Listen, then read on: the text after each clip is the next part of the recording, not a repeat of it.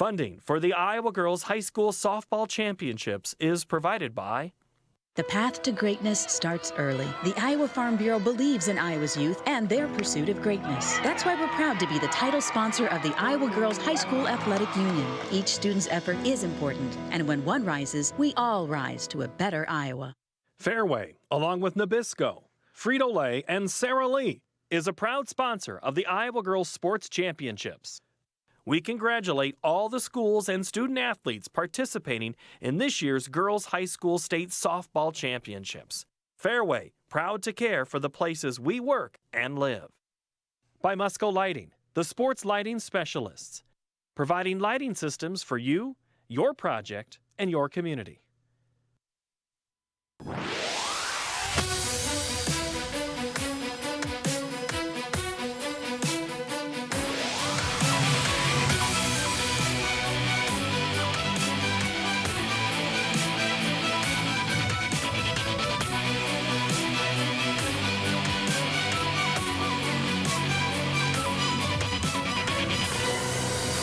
The sun is setting on another gorgeous July Friday night in Iowa, and it's also winding down the 2019 Iowa Girls High School Athletic Union softball season. It's the final game of this campaign, and it's a state title matchup in Class 5A between the #1 Waukee Warriors and the Valley Tigers. It has been a great tournament.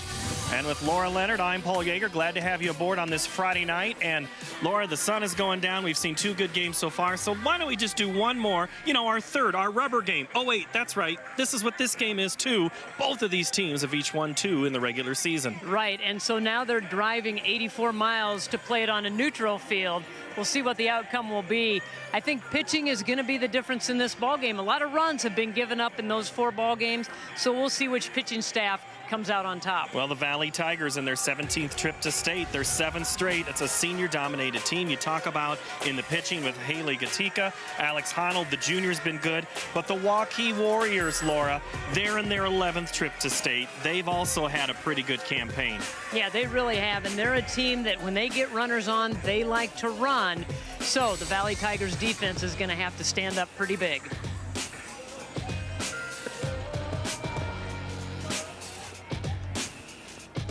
All right, well, we still have more of the pageantry going on. We've already met the Hall of Fame. We've got other plaques to hand out, some very deserving people. The Jack North Award is given to the senior that receives the most all-tournament votes. The award, named in honor of the former information director at the IGHSAU, is given annually in basketball and softball. Presenting the Jack North Softball Award is Gene Berger, Executive Director of the Iowa Girls High School Athletic Union. The softball honoree led Des Moines Hoover to the Class 4A state championship in 2018. In 3 games, she batted .545 with 2 doubles, 1 triple, and 1 home run. She was just as effective in the pitcher's circle, throwing all 21 innings in the Huskies' 3 tournament victories. Ladies and gentlemen, the recipient of the Jack North Softball Award from the 2018 state softball tournament from Des Moines Hoover, Hannah Blackford.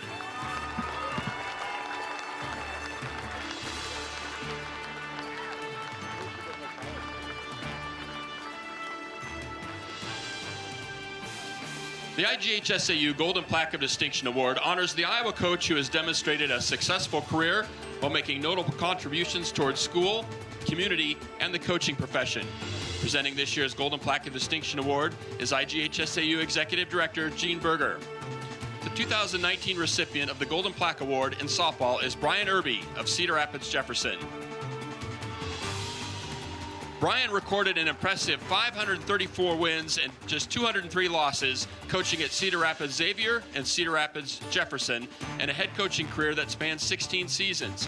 He led both schools to 5 state tournament appearances and was named Mississippi Valley Conference Coach of the Year 7 times. 26 of his players earned all-state honors, with 1 player named a high school All-American. After leading his 2018 Cedar Rapids Jefferson team to a 3rd-place finish in Class 5A, Irby was named Class 5A Coach of the Year by the Iowa Girls Coaches Association.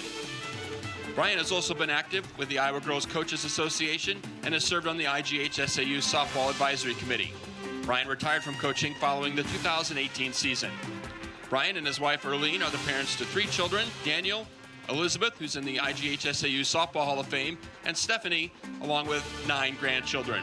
Ladies and gentlemen, the 2019 Softball Golden Plaque of Distinction winner from Cedar Rapids, Jefferson, Brian Irby.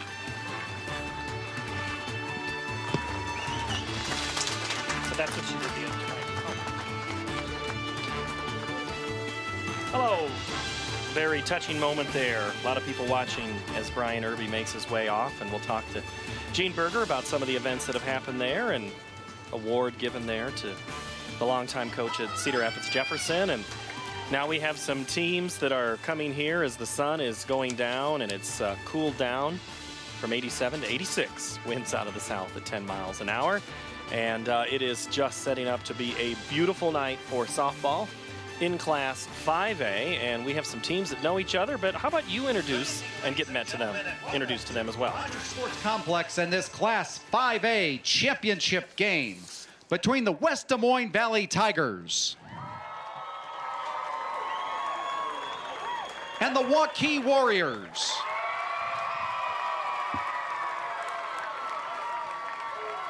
And now let's meet the non-starters. First, for the visiting team on the scoreboard from West Des Moines Valley. Number 1, Olivia Aggie. Number 3, Hannah Youngworth. Number 5, Nina Mitchell. Number 6, Lauren Graff. Number 8, Kendra Schramm. Number 10, Abigail White. Number 11, Olivia Roush. Number 12, Keely Downey. Number 13, Maya Allen. Number 16, Jocelyn Tracy. Number 17, Mara Allen. Number 19, Grace Susich. Number 20, Elena Horn. Number 23, Riley Kaler. Number 27, Greta Dolan. And number 36, Julie Gates. The assistant coaches for West Des Moines Valley, Randy Ripperger, Megan Rushing, Marilyn Buss, Mary Whitaker, and Kinsey Van Wyk. And now your starters for the Tigers. Leading off, number 22, shortstop, Alex Honnold. Batting second, number 2, right fielder, Haley Etzel. Batting third, number 21, second baseman, Maggie House. Batting fourth, number 25, pitcher, Haley Gatika. Batting fifth, number 4, first baseman, Jasmine Spam. Batting sixth, number 44, left fielder, Jessica Olander. Batting seventh, number 7, third baseman, Hannah Fry. Batting eighth, number 32, designated player, Gianna Lara. Batting ninth, number 15, center fielder, Megan Decker. And in the flex position, number 9, catcher, Katie Newman. The head coach of the West Des Moines Valley Tigers, Tom Bakey. And now for the non-starters for the home team on the scoreboard from Waukee. Number 2, Bryn Herron. Number 3, Grace Clauser. Number 4, Ella Parker. Number 7, Sammy Felt. Number 11, Lily Chifos. Number 12, Isabel Monaco. Number 14, Claire Fossil. Number 16, Macy Weiss. Number 20, Ellie Bates. And number 21, Michaela Hannah. The assistant coaches for Waukee, Andy Briggs, Morgan Hoig, and Emily Jameson. And now the starters for the Warriors, leading off. Number 1, center fielder, Delaney Taylor. Batting second, number 18, shortstop, Heidi Wheeler. Batting third, number 13, first baseman, Jalen Jakobitz. Batting fourth, number 22, designated player, Molly Jacobson. Batting fifth, number 17, right fielder, Reagan Bartholomew. Batting sixth, number 5, third baseman, Molly Platty. Batting seventh, number 8, second baseman, Ariana Rodriguez. Batting eighth, number 9, catcher, Natalie Wellett. Batting ninth, number 6 left fielder, Kate Felt. And in the flex position, number 15, Ashley Smith. The head coach for the Waukee Warriors, Carrie Eby. Ladies and gentlemen, our umpires for tonight's contest are at first base, Greg Buster. At third base, Ed Oliver. And calling balls and strikes, Harlan Rogers. Ladies and gentlemen, who's ready for state championship softball? We played 4 state championships here in 2019. We've got one more. It's Class 5A, and it features Waukee and Valley here at Rogers Sports Complex in Fort Dodge. Tom Bakey, he's been to this tournament before. 17th time Valley has been here, 7 straight where they have come to Fort Dodge. But it's the first title game since 2010 for the Valley Tigers. They have been the champions 6 times. That last title came in 2010, 2008, 07, 05, 03, and 1990. And here's the lineup that they're going to be bringing. Leading off, or that's the defense for Waukee. We'll go infield. Molly Platty at third, Hailey Wheeler at short, Ariana Rodriguez at second, Yalen Yakovich at first. In left, Kate Felt, Delaney Taylor in center, and Reagan Bartholomew in right. Natalie Wellett behind the plate, and Ashley Smith. Actually, it is going to be Molly Jacobson, kind of what I thought was going to happen. Molly Jacobson gets the start. She was listed on the scorecard. That's what they've done a couple of times this week. So Jacobson gets the start in the middle of this game, and she's the one that's kind of gotten you here all season. She's pitched usually 2 batters 2 times through the lineup, and then they bring in Bates to finish it off. But they're going to start with Molly Jacobson, Laura. Yeah, and I think they should. I mean, as you said, she's the one that got him here, has been their #1 most of the season, and so rightfully deserves a start here in the title game. And Jacobson's lineup, well, it'll lead off with Alex Honnold for the Valley Tigers. You see Alex there, a multi-sport athlete for Valley. And the lineup is Haley Etzel, Maggie House, Haley Gatika, Jasmine Spann, Jessica Olander, Hannah Fry, Gianna Lara, and Megan Decker for the Valley Tigers.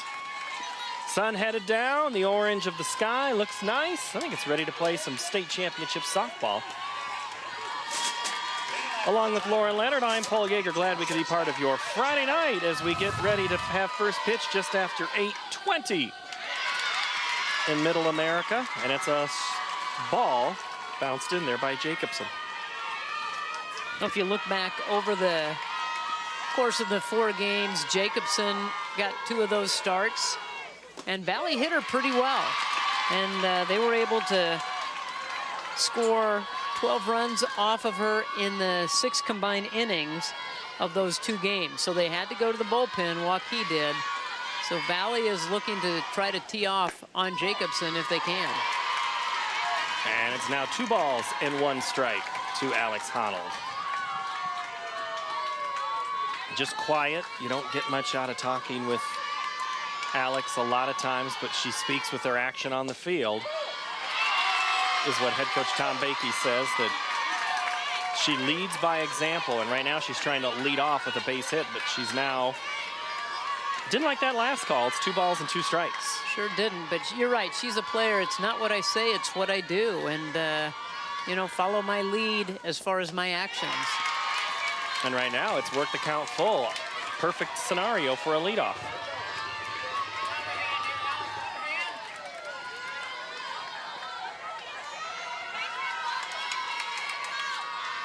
The 3-2. Foul. You know, sometime you come to the state tournament to play somebody new. Yeah. Or somebody you know. Yeah, you know, and these 2 teams, they're what, maybe 10 minutes apart across town? 9.1 miles. Okay. If you... Yeah, with traffic, 10 minutes. Yeah. Ripped, base hit. Honnold. It gets past the right fielder. Honnold's on her way to second. She might even think 3. She is. Here comes the relay throw. Not in time. Alex Honnold on base with a single and a 2-base error. Okay, yep, single for Honnold. Ropes it. Yeah. Ropes it into right field. And as soon as she sees it get by Bartholomew out there in right field, she turns on the jets, and she was thinking 3 the entire way. So was Coach Bakey. He was waving her around. Kind of a good way to start for Valley. In essence, a leadoff triple. Already a conference for the Warriors. Well, and they think Etzel is probably their best bunter on the team. So heads up defensively. See if they try to squeeze her home. They'll kind of make a statement here in the top of the first. The pitch from Jacobson is a strike. Harlan Rogers behind the plate, Greg Buster at first, and Ed Oliver at third are your umpires today.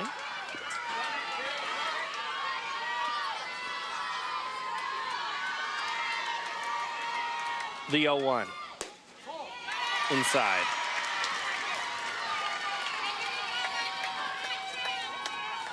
Jalen Yakovitz is playing back about even with the bag, so if she could lay a bunt down towards the first base side, it would score a run. Well, it tried holding it there.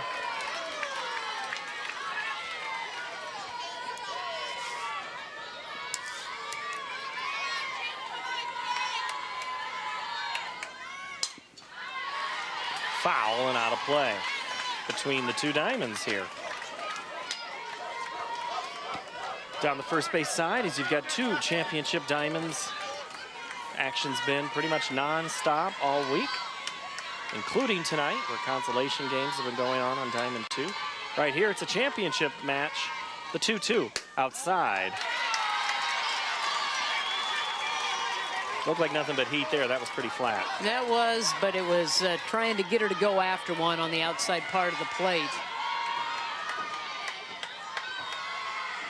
And that's inside. Gets away from the catcher. Not enough for Honnold. Jacobson covers.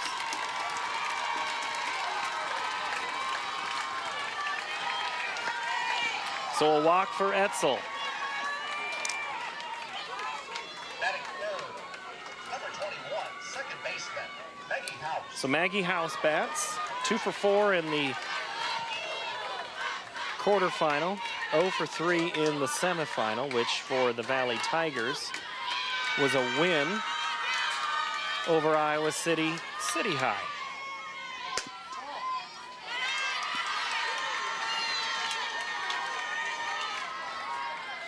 Keeping the runners at the corners.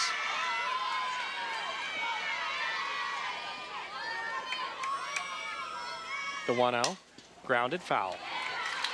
And, you know, that's, you know, we've talked about running and teams with their stolen bases and things like that. Waukee, only 97 stolen bases on the year, 22 for Valley. Valley's just going to rear it up and swing. Yeah, they just kind of play it fundamentally. Move runners, go station to station, get the base hit. Don't steal a lot of bases. The 1-1 to House. Low.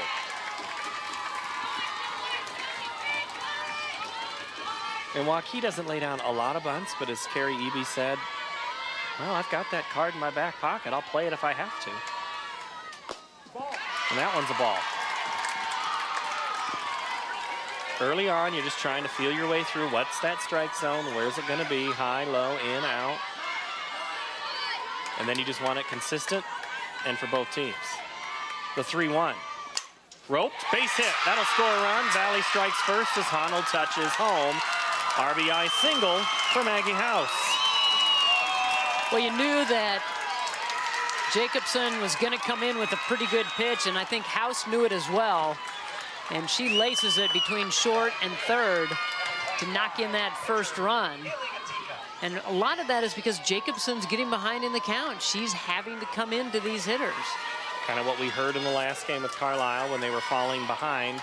Couldn't throw certain pitches, had to throw other ones. See what Jacobson does in the first pitch. Bunt, gets down. Jacobson picks up, throws, and it's safe at first. Gatika legs out the bunt. So the pitcher helps herself. Etzel to third, House to second. Bases loaded.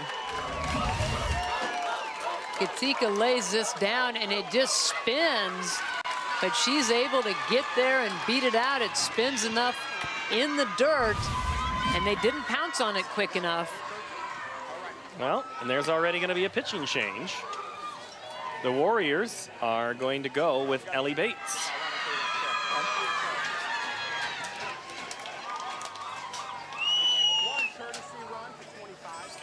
So Jacobson.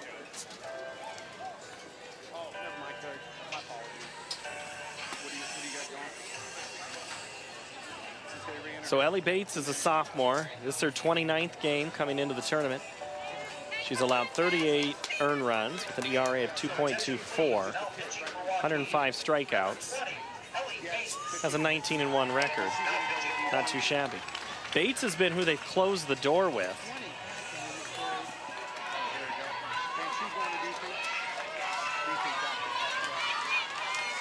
So Jacobson exits the game from the field, but will stay in as the designated player. Well, they had her ready right away, knowing that if they got into a little bit of trouble here in the first, they were going to bring her in. And Coach Evie did not hesitate one bit to go to the bullpen. Well, we saw the last game, one run was all that mattered. Right, right. They made it hold up. That could be the Carlisle game did. right there, one run. Yeah. You're right. However, when you talk about what you think a game is going to be on the setup, I don't think this one will be 1-0. No, I don't. You look back at the scores of those other games, and there's some runs being put up on the board. And familiarity. Lifted in the infield. Infield fly rule in effect. The batter is out. So Jasmine Spann is out on the infield fly. Runners can advance at their own accord, but they all hold. There's one away. Olivia Aggie over there at first as the courtesy runner for Gatika.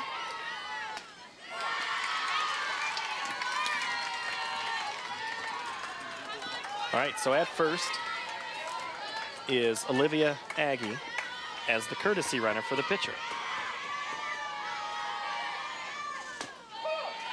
Called strike. 3 hits already for the Tigers. Jessica Olander digs in. That's high. Just because you get 1 out doesn't mean the threat is over. Still, right. Even if you get 2 outs.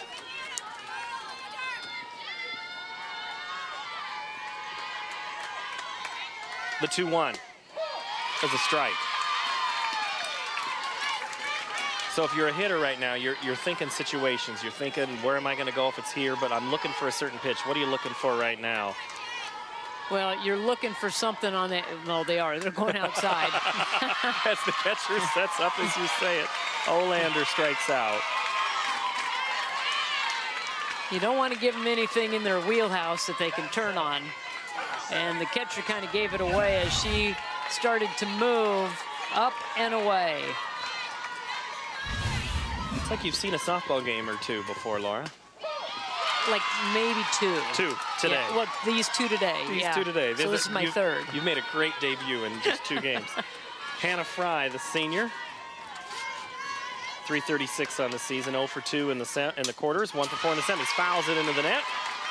Caught in the on-deck circle by Gianna Lara.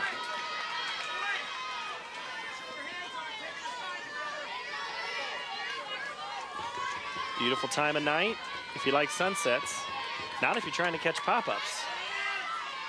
No, kind of a tough sky right now with the lights trying to take effect, the sun going down. Tough to locate, but a little easier with that yellow ball. You can see the lights of the Consolation Diamond kind of starting to overpower there. 1-2, in a hit behind second. That's going to be caught. Wow! Oh. What a diving catch, Reagan Bartholomew.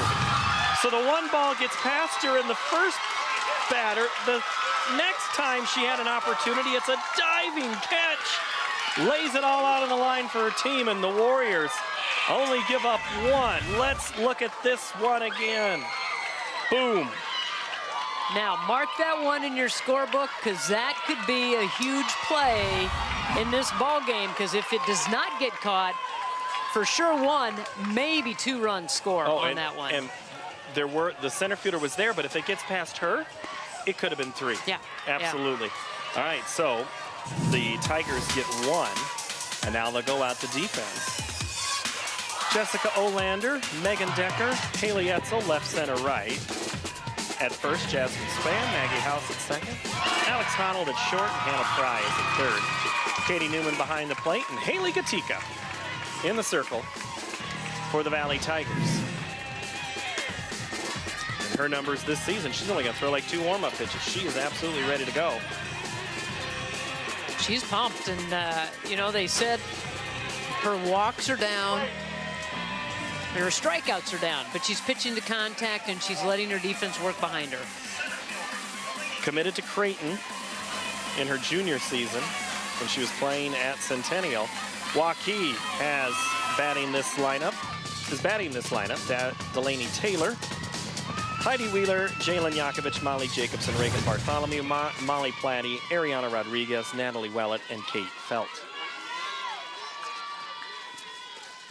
First pitch for Gatika had a nice screwball action there. Went outside, came back in over the plate. You know, Waukee can kind of breathe a little sigh of relief. They were in a jam and able to get out of it. I mean, a couple of things in that half inning. I think you can, number one, look at the beautiful catch out in right field. But Coach Eby not afraid to go to the bullpen right away. And she might bring Jacobson back. Off Gatika's glove to Honnold, throw over to first. In a split second is the play, 6-3, 1 away. And 1 through 9 for Waukee is extremely tough. Laura, this is a, Carrie says my team 1 through 9, all are tough. Honnold showing off the arm, even though it's misdirected by Gatika off her glove. Still able to get there and make the strong throw. Pitch gets away from Newman.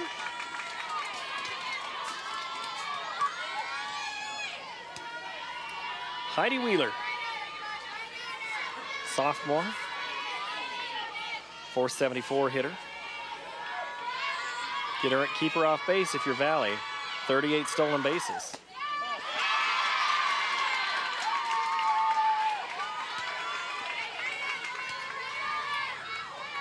Gatika played for Ankeny Centennial last year, came over to Valley on a move.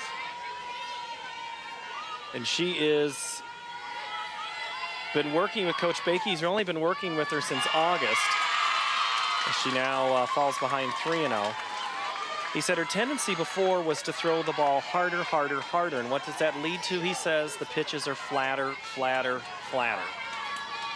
Yeah, and she's learning to pitch now, not just throw. And that's what you're talking about, is just, okay, go a little bit harder. I'm missing spots. All right, throw harder, throw harder. And that does not work well. And so I think Coach Bakey has certainly worked with her on learning how to pitch in certain situations. I'm like, well, but she's the pitcher. Of course she can pitch. No, there's a difference. First pitch is a strike to Jalen Yakovitz.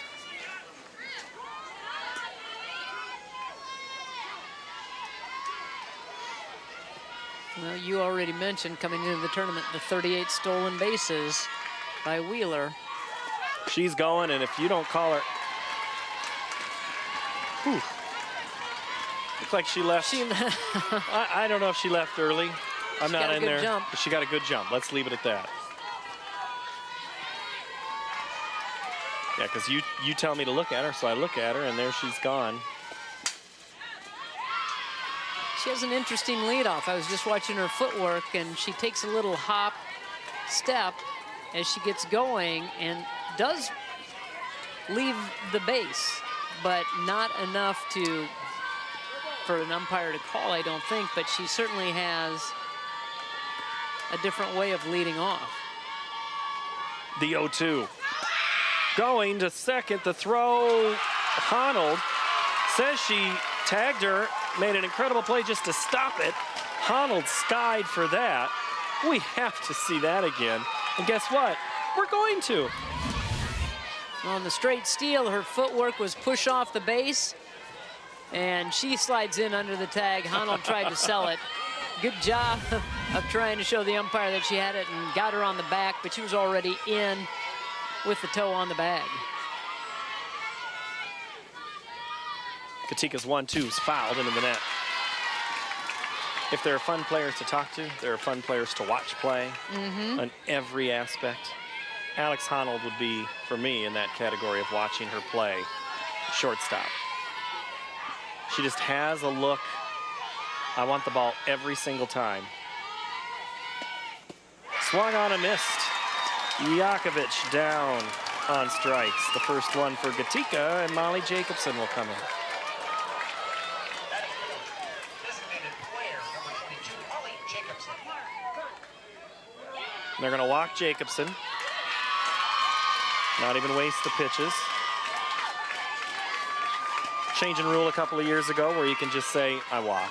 Batting fifth, number 17, right There's a lot of argument out there as to, do you do that, give them the free pass, or do you make the pitcher pitch to them? Well, in this situation, it puts the force back in play.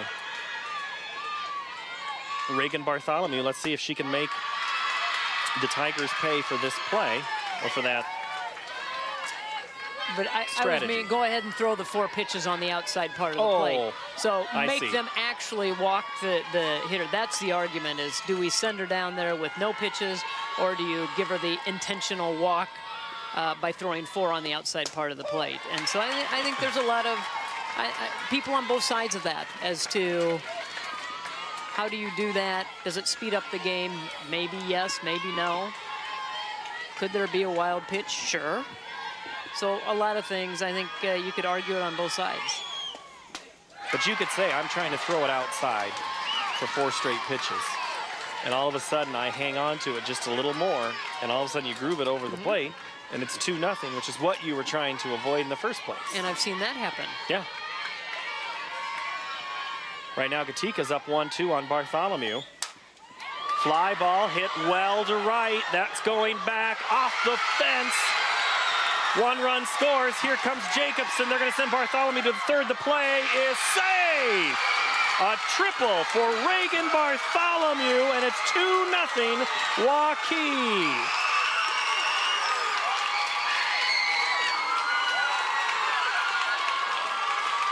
Well, that was a shot, and I kept thinking it was going to drift foul.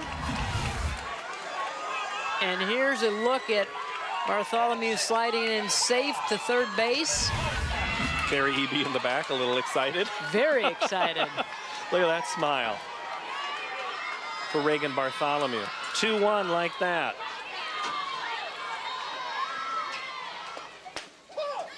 First pitch to Molly Platty is a strike. So Gatika, in the last 2 at-bats, has been working ahead. She's gotten that first strike. That one's low, good stop by Newman.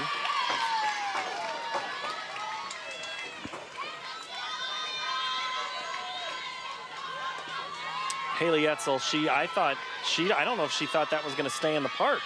Pretty sure that was about 4 feet from going out. I think it was. I mean, it just kept drifting. That one's well hit, but it'll be playable for Megan Decker. But not before the Warriors score 2. They leave 1. We played 1. And Valley will go regroup and come back into the dugout. The Valley Tigers opened play against Fort Dodge, the host team. Dodgers won that game and then beat City High, who had knocked off Cedar Rapids Kennedy in an exciting game earlier this week. Waukee knocked out Ottumwa. That was 8-0. And then Johnston came from behind to beat Indianola 3-2. And then Waukee outlasted Johnston, and they knew that Johnston was going to come back because that's what they had done in both the regional final and then in their first game. But the keys for the game for Valley is going to have to be a number of things. We're into the second inning, so we'll see if the keys hold up, Laura. Get ahead early. You were right, see? Get ahead early, get ahead in the counts, and that's what you need to do. Number one, pitching, but also get ahead in the ball game early. Put the pressure on, and then defensive execution. And you've got to be flawless out in that field. You cannot allow any errors. And then for Waukee, burn up the base paths and see when you get runners on, see if you can steal a base or two and make in-game adjustments. So it's early on now, but we'll see how they make those adjustments as the game wears on. Ellie Bates falls behind, a ball and a strike, and her pitching to Gianna Lara. And that one is also out of the zone. Lara, a .282 hitter, playing tonight as the designated player. Well, the 2-0. Name is familiar to us. Her uncle, Jose Lara, coach of the Pleasant Valley Spartans. Spartans. I was going to say Tigers. I don't know why Tigers was stuck in my head. Spartans. The Spartan just saw Coach Lara at the regional final game at Johnston and had 2 3-run leads, and Johnson was able to come back. And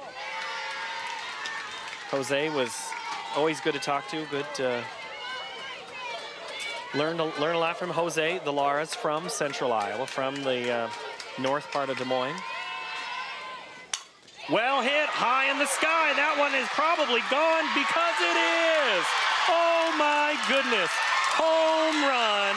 Gianna Lara goes yard to even this game at 2. Lara, her second home run of the season, and it couldn't come at a bigger time. That was a no-doubter, and she knew it off the bat. She put the fist in the air as it was flying out of here.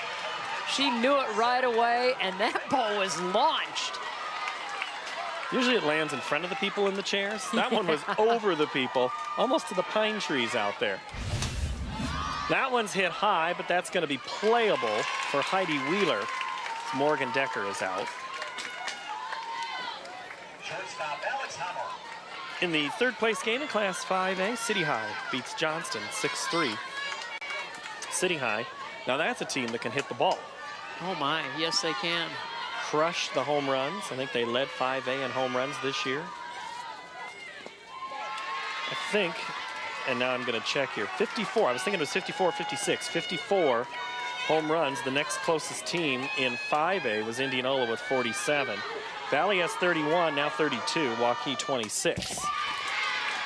So the thing about this level of softball, Laura, a little different with the bigger schools.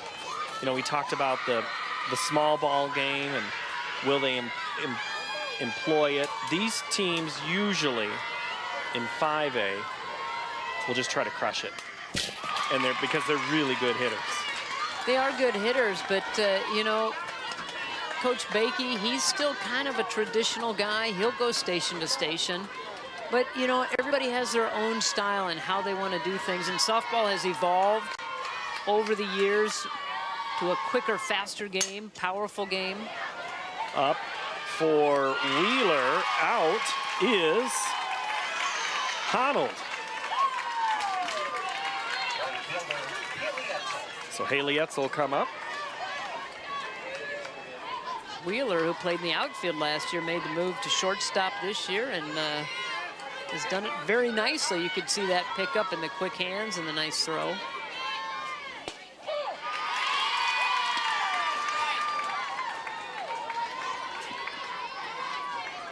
Etzel walked in her last at-bat. She steps in with 2 outs here in the second. Fouled. More of these have been coming into the net than they have all day. I know, that was pretty close. So usually when it's straight back, they're just missing the pitch, right? Right. They're just on it. They're just underneath it. Timing is down. Just have not squared it up. Strike 3 called. Etzel sits down. However, Waukee now faces a tie game after the home run by Gianna Lara.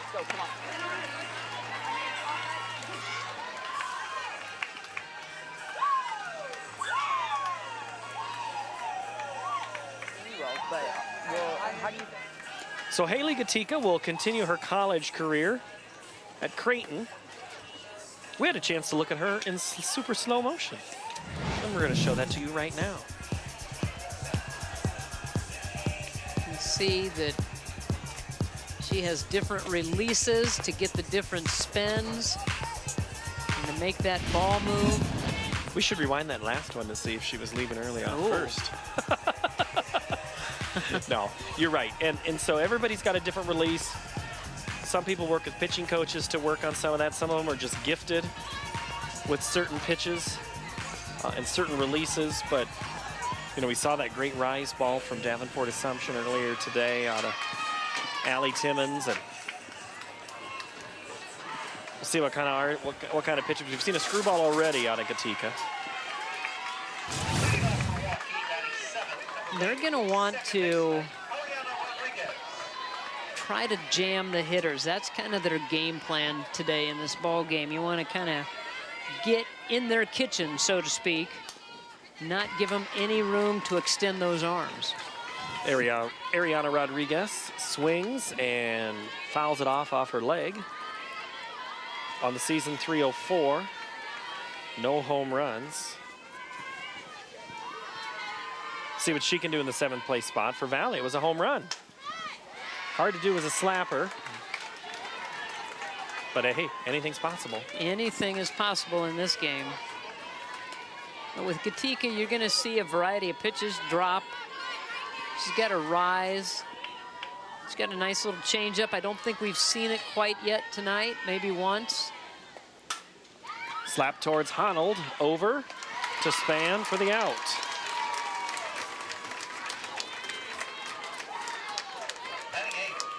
Natalie Wellett will dig in. Honnold on that state championship Valley girls basketball team. Head coach Joe Segrist.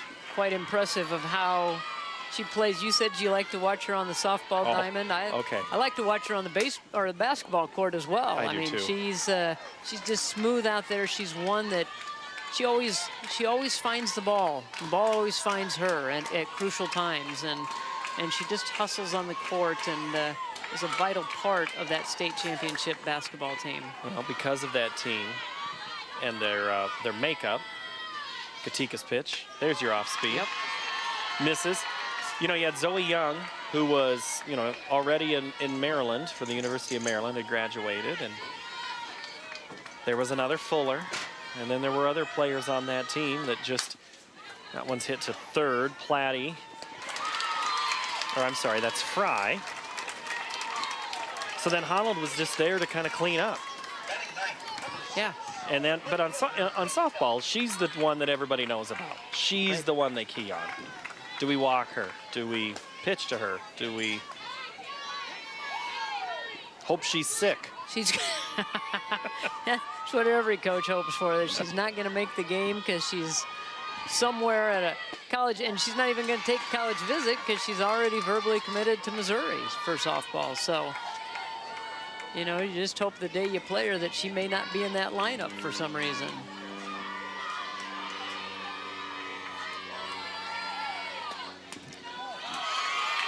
Ooh, that was a little tight in on the hands, so talk about jamming them. They really did.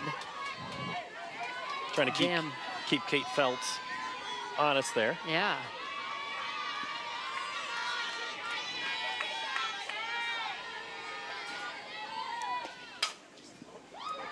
Checked towards third, foul.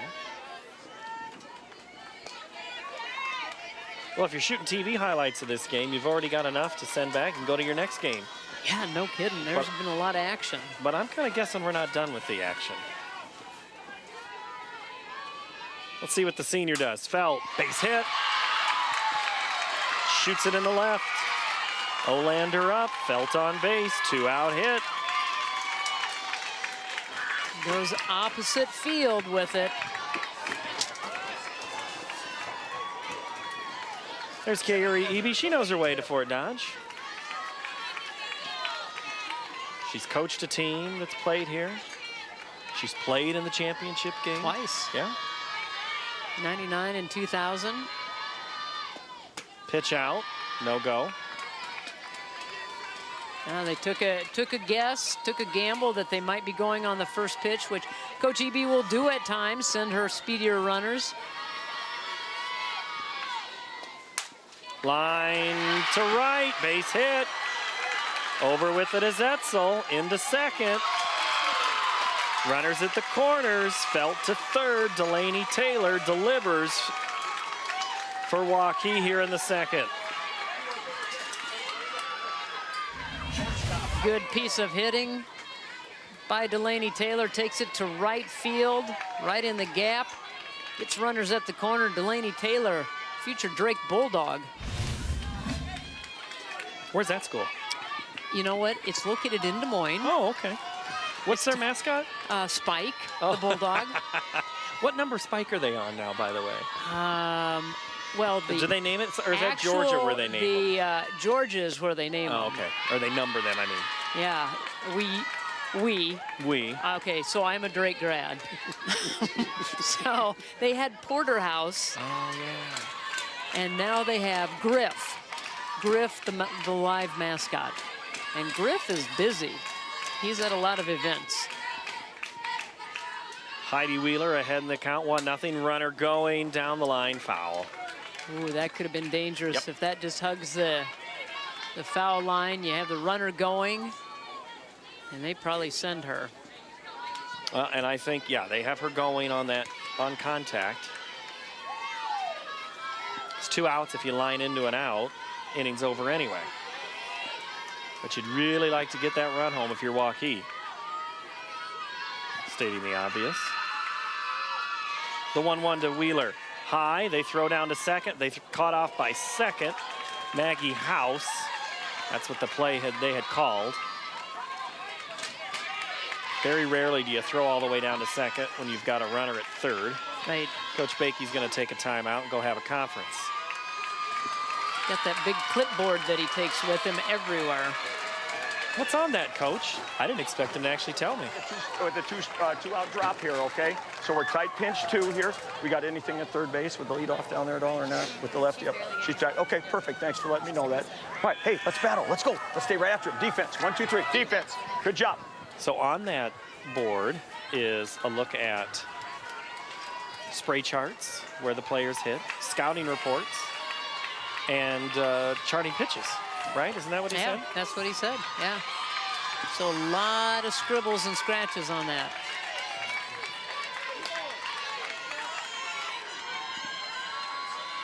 I think Chris Andrengo was trying to show me something, and I missed it on Twitter. He's busy over there. I can't tweet and work. He can. He's the best, I'm telling you. I think we've gotten 52 notes from him. Oh, nice play. He's got a still photo there. We get notes and stats and lines and things that we might miss. We don't make Chris do the lineage, the family trees. Well hit, foul. Laura and I split the family reunion duties. I don't think anybody's asking for it. I know that our producer-director combo, they just roll their eyes when I start down. Well, you know who her sister is, right? It's an Iowan thing to do, Laura. It is an Iowan thing to do. You know what? As long as we get invited to the picnics and the family reunions, because there's going to be good food there. I know that. The 3-2 in the air to left. Drops in front of Olander. 1-run scores. 2-run Warriors score. Here's the play at third. The throw, the tag, out. So Wheeler gave it a ride. She got everybody home to give 2 more Warriors a place to run and a place to score. So Wheeler's thrown out. So Wheeler hit the 3-2 pitch, and she's running for third the whole time. And then they cut it to third, and that's where the out is made. So Felt and Delaney Taylor both score, and it's 2 runs for Waukee. Here's slow motion with our new pitcher for Waukee, Ellie Bates. She rocks a little bit before she comes off the rubber and comes off with the hips a little bit different than we've seen some of these pitchers, a different angle. But you know what? Whatever works for these pitchers and however they can get the motion and the spin and the ball to do what they want it to do, everybody's a little bit different. So just know in the back of your mind, Molly Jacobson easily could make a return in the last part of the game. She could come back as the pitcher, or we might see Sammy Felt, but we might just see Bates the rest of the game. We'll see. First pitch swinging are the Tigers. That's Maggie House. He had a single the last time. Maggie House is going to get a play in that All-Star game that they play next week. Got that nod and is going to have the opportunity to play in that, which is a nice honor. Next pitch from Bates is high. And those showcases are fun because there are some times that those are travel ball teammates getting to play again together, just on a different scenario, or a different field. As Bates's pitch sails high, 3-1.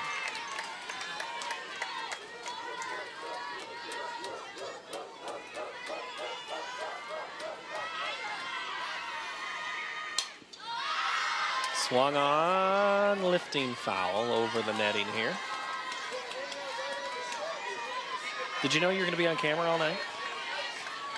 Yeah, you have to sit up straight. I know, I'm slouching. I'm slouching, so. I watched last night and I could very visibly see Brad and Molly, so I thought, oh gosh, I better be prepared as we see a strikeout.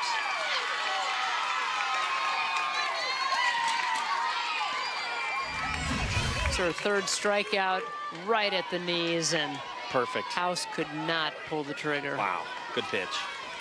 Good look from the crew on the outfield. They are up on the scissor lift a little bit now as the wind starts to die down. Out in straightaway center.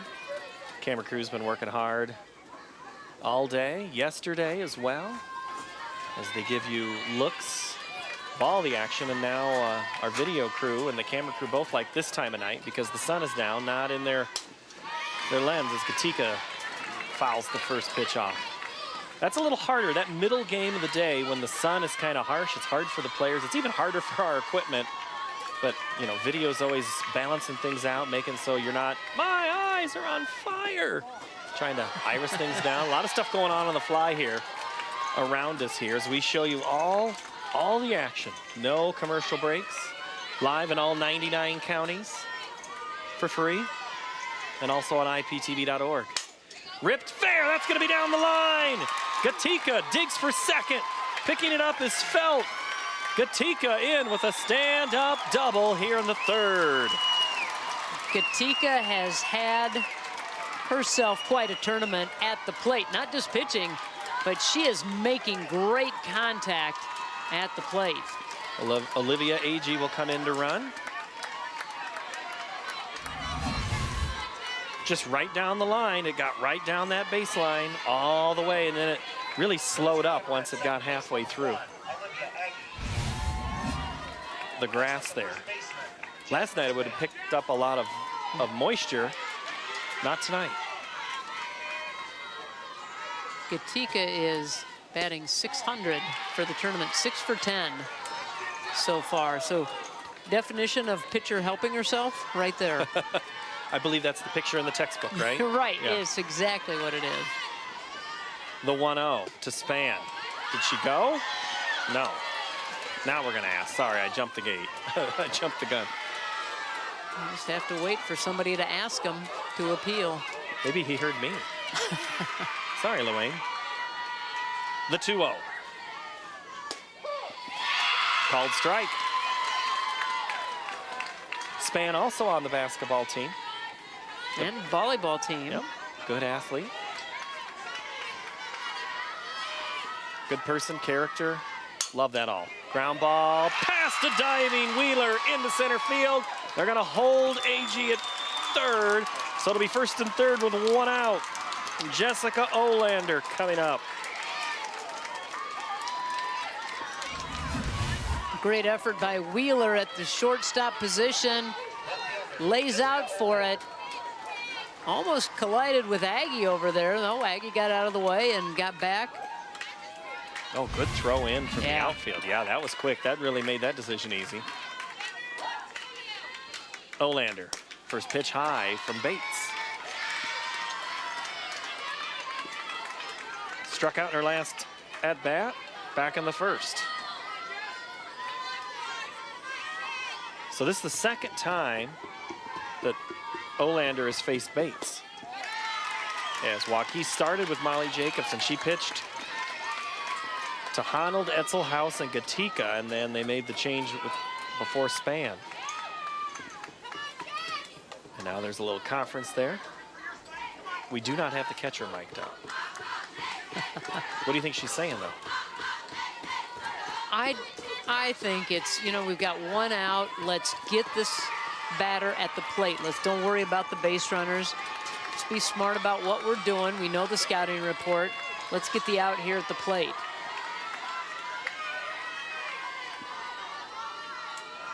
The 2-0 inside. You can see that Bates getting a little frustrated. And she needs to just kind of take a deep breath. And throw a strike? And throw a strike. Remain calm. I know it's easier said than done, but you can't let it get to you that a couple of base runners are on.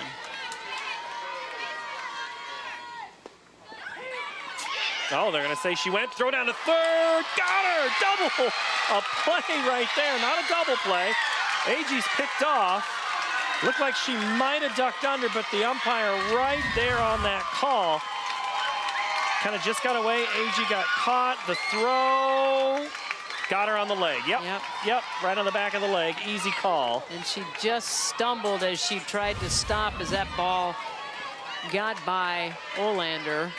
Couldn't make contact. Throw over to first. Safe. Ball gets away from the first baseman. Jakovic was there. It was there in time. Just couldn't quite squeeze it. Span scoots over to third base, and we're going to call that an error, as Jakovic could not pick up that throw.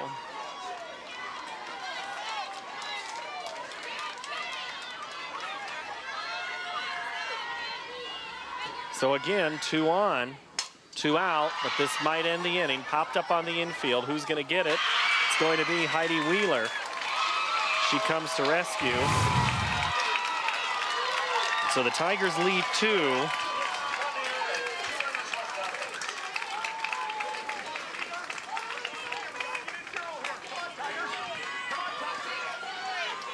can hear Coach Bakey saying, "Come on, Tigers." They're the Warrior fans. 84 miles to Fort Dodge, and they had some great weather to drive up today. A little windy, 84 miles, and it has just been a gorgeous day of softball here, weather-wise, because there's been no rain. Yesterday we had a little bit of a delay, but tonight we get to look at that great western sky as that sun is set down and the moon making its way. Did you watch any of the Apollo 11 documentaries here in the last few weeks? You know, I have them all, what do we call it now, DVR'd or Recorded, TiVo'd yeah, or yeah, recorded. yeah. We don't tape things anymore, do we? If you're a Passport member through PBS, IPTV, you can watch on Passport. Oh, nice. And that's how I watched the 8 Days to Apollo. And it's been fun to see. And it's also been really nice to see the softball action here. Laura, as the Nets have made some changes here, every year there's always something kind of different at Rogers Sports Complex. And one of the things has been the netting around the backstop. And fans are protected protected on the first base line. That's our view from behind home. They also have it above the first base dugout as well. Going from the end of each dugout's wrapping all the way around home plate, and it really is a nice addition to the field because it does not obstruct your view at all, and it protects the fans. So it looks very nice, and it I think people have had good things to say about what it looks like and how they're viewing the ball games. And there was some fencing there before, but it didn't cover the full spectrum there.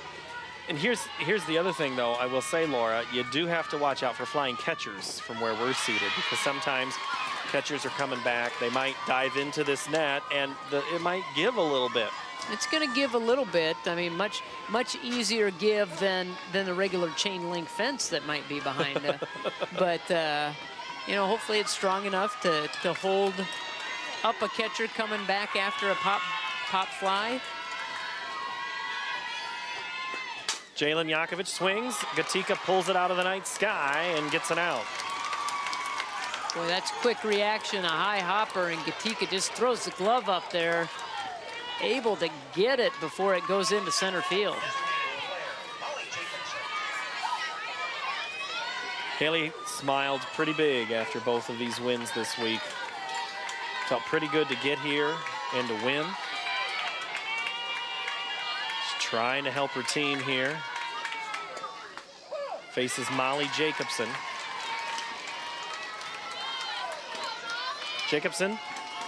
Sorry guys. The third Jacobson through Waukee. Riley, her older sister, a basketball player in college. What a shot by Molly Jacobson, but right at Megan Decker. And her brother Michael started at Nebraska. Now he's at Iowa State playing basketball. Riley will go play softball at DMAC for Bob Liguri. Well, that was a nice adjustment by Valley defense. Coach Bakey came out of the dugout, adjusted his outfielders, moved them over just enough that Decker was in the right spot to catch that fly ball. Reagan Bartholomew, she had the triple back in the first. Watches that one spin low and out of the zone.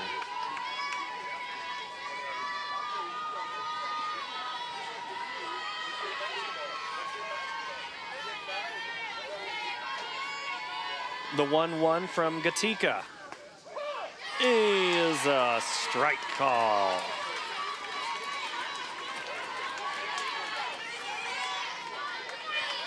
So Bartholomew, before she came up to bat, she tapped Chris P. Bacon, their hog, their little hog, but that's a ground ball this time, so Crispy's gonna have to have a little more mojo the next time.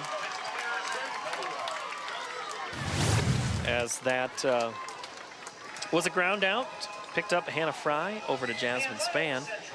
And Waukee goes 1-2-3 in that inning after having a very good start in both the first and second innings. So neither team scores in the third. Waukee leads 4-2. And Coach Carrie Eby joins us now. And Coach, welcome back to the title game. Heidi Wheeler gets on base, scores, but man, Reagan Bartholomew, that's quite a hit to start. Yeah, Reagan did a nice job. She stayed on the ball and hit it opposite field. All right, and then you come back again in the second. Same thing, you just get big hits there. Kate Feld has the big one for you, as does Delaney Taylor. Yeah, they're kind of our spark plugs. We can get them going, and you know, they stay on the ball, they hit it hard, and we just keep rolling from there. And you made a pitching change already. I'm guessing you're not done making pitching changes. No, the nice thing about having two solid pitchers are ready to go. You know, never know what the game's going to lead to towards the end. All right, thanks, Coach. Thank you. It's Carrie Eby, head coach of the Waukee Warriors, and there's her pitching replacement, Ellie Bates. That's a heck of a good second option. Yeah, it really is. It's nice to have that second pitcher that you can go to. A lot of teams just rely on one pitcher for most of their games, and when you have a second that you can go to that is very effective, that just helps you, and that's why they're in this position that they are. And there's a lot of teams we've seen here in the 5A championship over the years here, Laura, that's what they have. Liner to right, over the head of the right field, short hops the fence, going and digging for two, the throw at second, out! Oh, wow, Gianna Lara. I thought she was gonna have it off the bat, but there was a shot to the fence, and then it was an excellent throw from Bartholomew. The second huge play Bartholomew has made. Look at that rocket. perfect throw. Right where it's supposed to be. Little wide on the turn. Laura tries to slide in and avoid the tag, but that was a perfect throw. Bunt laid down, nobody covering at first. Decker catches him sleeping.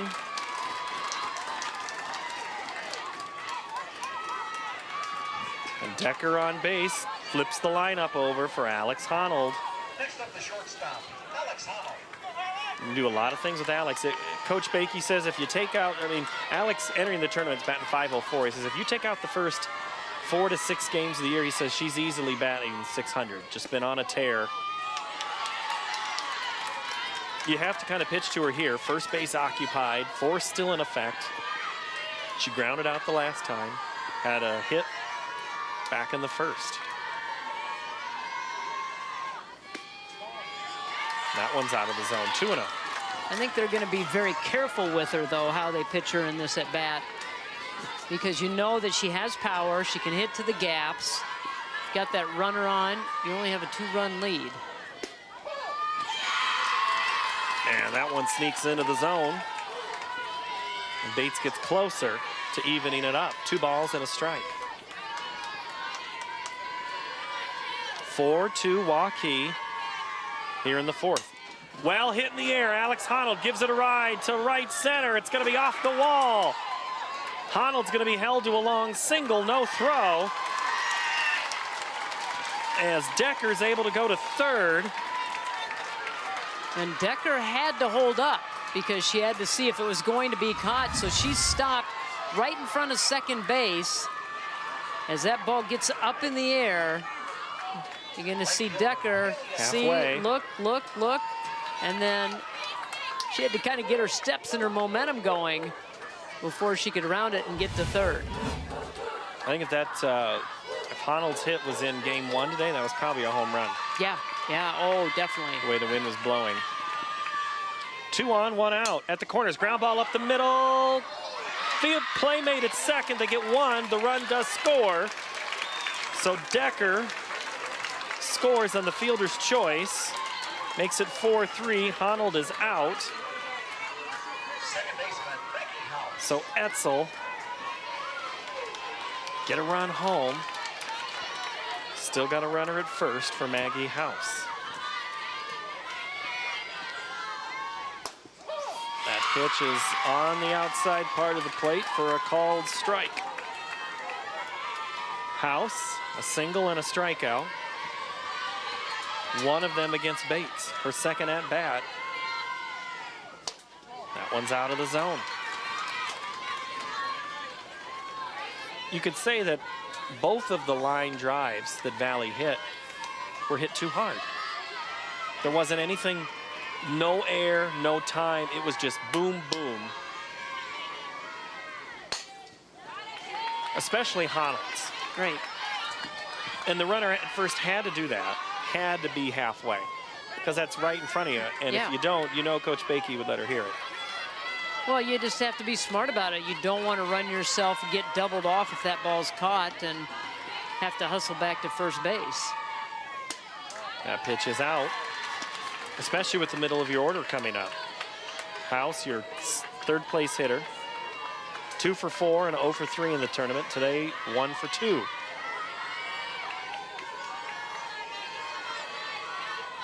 The 2-2 gets away from the catcher. It's going to bounce around. Allow Etzel to go to second.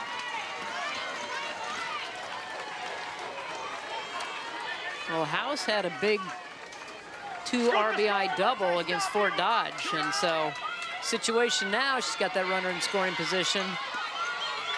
A good spot for her to try to come through and tie up this ball game.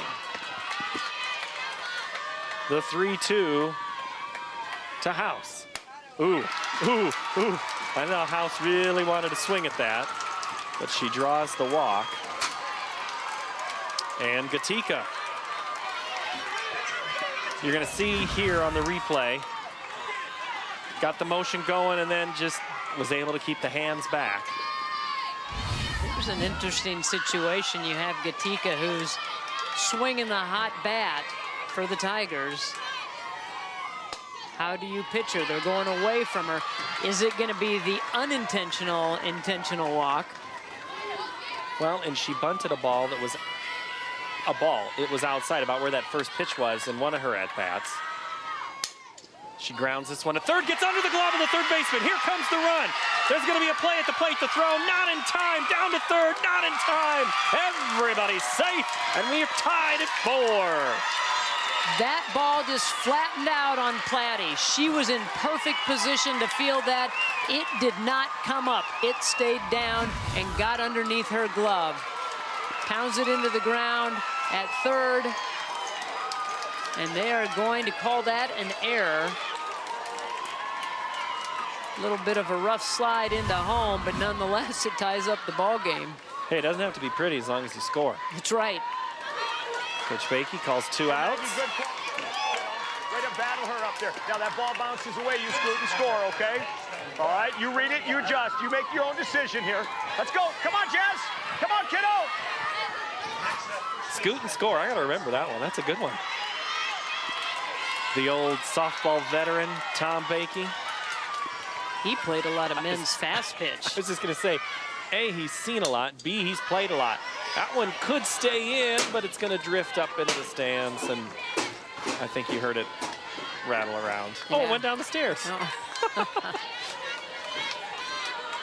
Yep, Bakey was a fast pitch pitcher. So he works with the pitchers. A lot of these male coaches of that generation were fast pitch players. Not quite the same as it once was. No, but what a fun sport to watch. Said the last time he played was 2009, and even then he thought, man, that might have been a little too late to play. He felt it. Span here is up 2-1. Or as Coach Bakey calls her, Jazzy.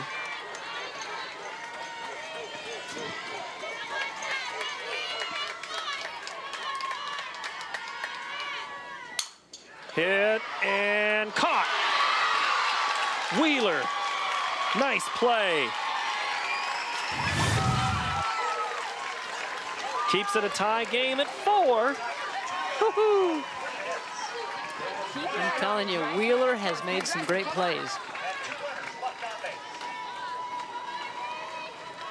Coach Evie doesn't say too much there when she gets on. She kind of warned us when she put the microphone on that she wouldn't say much. But, you know, one thing that's good to talk about is what we're going to see now. Earlier today, our crew was up flying our drone around town. And we got to look at this silo, this old co-op silo on the south side of the downtown, just there off the Des Moines River. And it depicts Iowans in various forms, mostly agricultural themed. And it's been going on. It was took several weeks to complete. And we've shown it to you in several different times through our different programs on IPTV. Head to our YouTube channel and search Silo Mural, and you can watch more on that one. 4-9-0 for West Des Moines Valley, 4-4-3 for Waukee. 3 errors. Kind of uncharacteristic of a Waukee team here, Laura. This is, as the sky, just the laugh, holding on to a little bit of daylight here.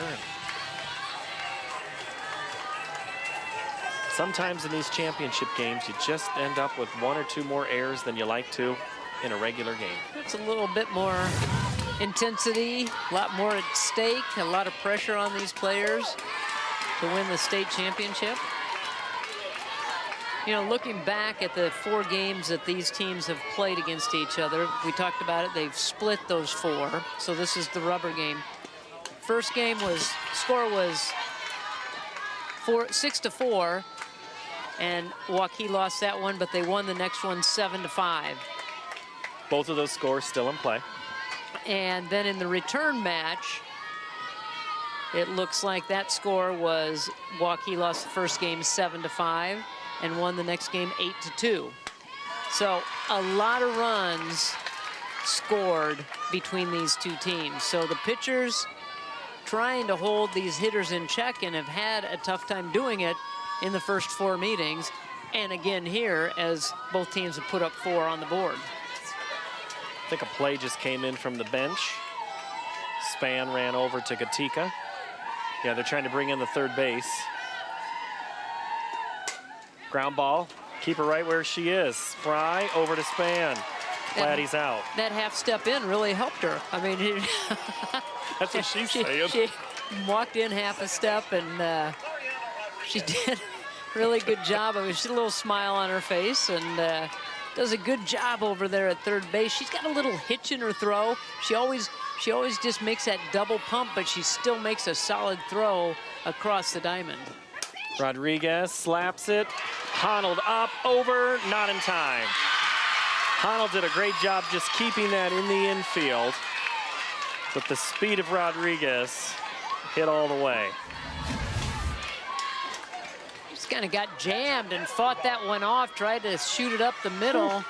Honnold with a great dive to keep it in the infield. And look at that stretch by Span over there too at first. I'm surprised Honnold didn't try to just throw that from her knees. I know. I think, I don't know if she was in the perfect position to be able to get up and get the good angle to make a good throw. Good hustle down the line by Rodriguez. Natalie Wellett at the plate now. Ground out. Back in the second. Tied at 4 here in the fourth. That pitch is high. Newman pulls that one in.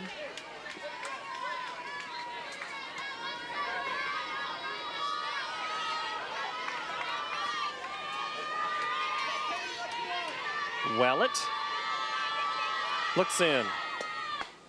That one gets inside on her hands. Lights taking full effect now. We get a good look at the purple and gray uniform combo there for Waukee. That pitch is a strike. And those are going to be collector's items as Waukee joins the ranks of schools that are going to have to split into a second high school here in a couple of years. And it was this summer when it was decided what the borders will be and the name will be, or at least the name and the borders. So it'll be Waukee and Northwest Waukee.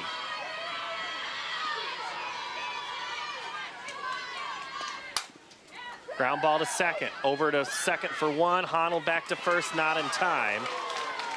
Maggie House, good job getting that one, gets the lead runner erased. And there's 2 away here in the fourth. Waukee is a suburb, a western Des Moines suburb. And the school district takes up lots of communities. It's not just the town of Waukee. Parts of Clyde, there's parts of Urbandale. It's kind of confusing when you're driving through that area.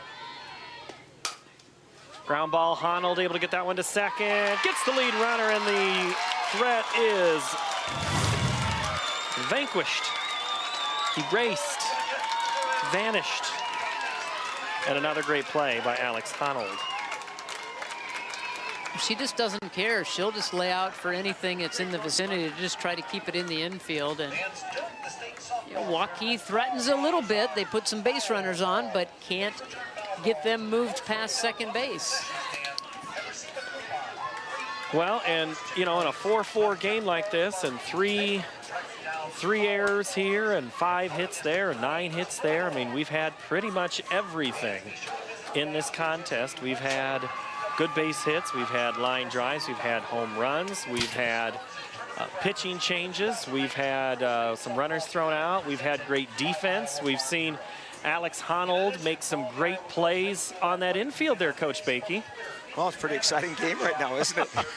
It's a good battle. It's a good battle of 5A softball right now. They're great. Their shortstop has made some tremendous plays. Ours has made a couple of nice plays, and the kids are putting good swings on it right now. And it's not a game for the faint of heart right now. Oh, I was going to say, how's your blood pressure doing? Oh, it's great. My resting heart rate's in the 50s. Yeah. It might all be up to 66 right now. Your doctor's off to the side of the dugout there. All right, so Haley Gatika, she's been mixing it up there. You know, a couple of runs here, a couple of runs there.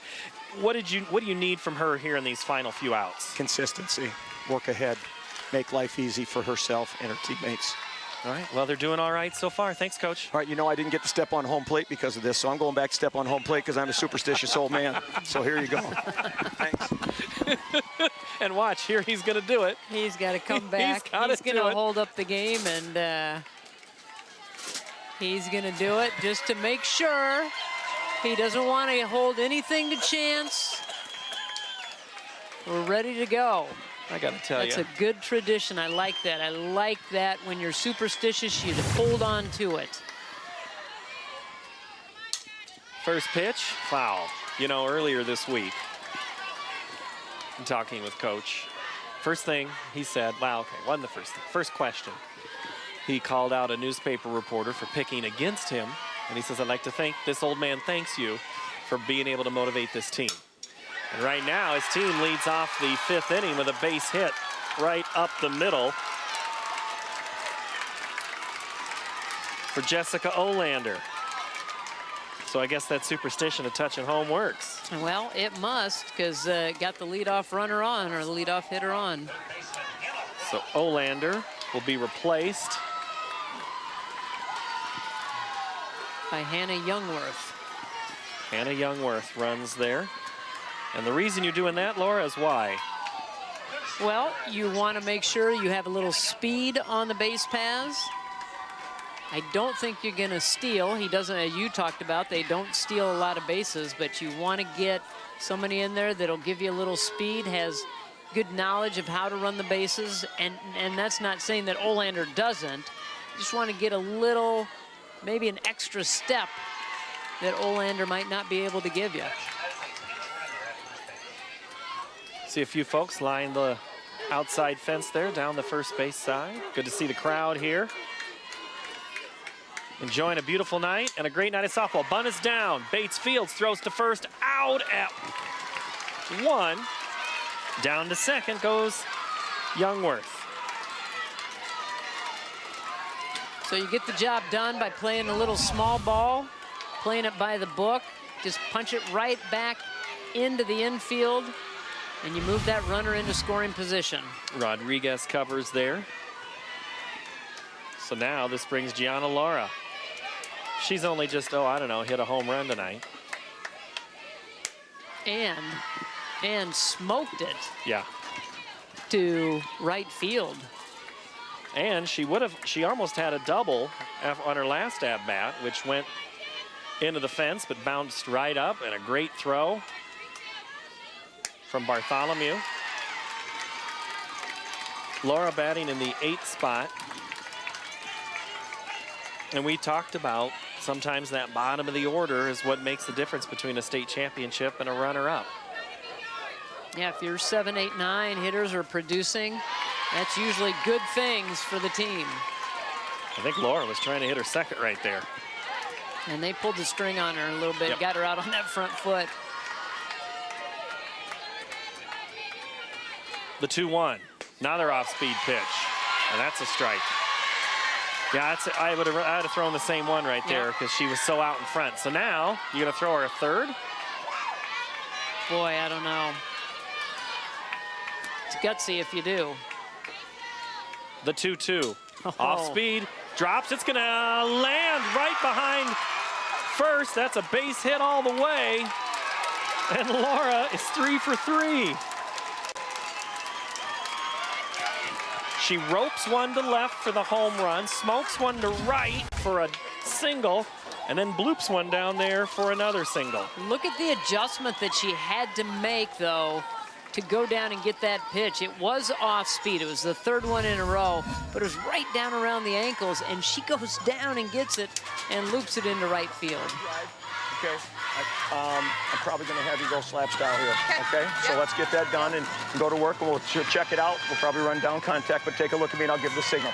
Score, 1, 2, 3, score. Wanting you to change your approach. How hard, you know, we talked about that in the last game, Laura. How hard is that to do? Well, I think it's, you know, if you've practiced it, it's not all that hard to do.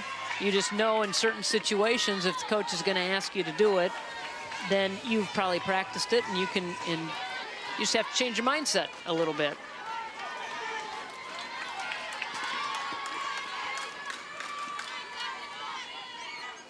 Slaps going to be caught in foul territory. Megan Decker pops it up to Wheeler.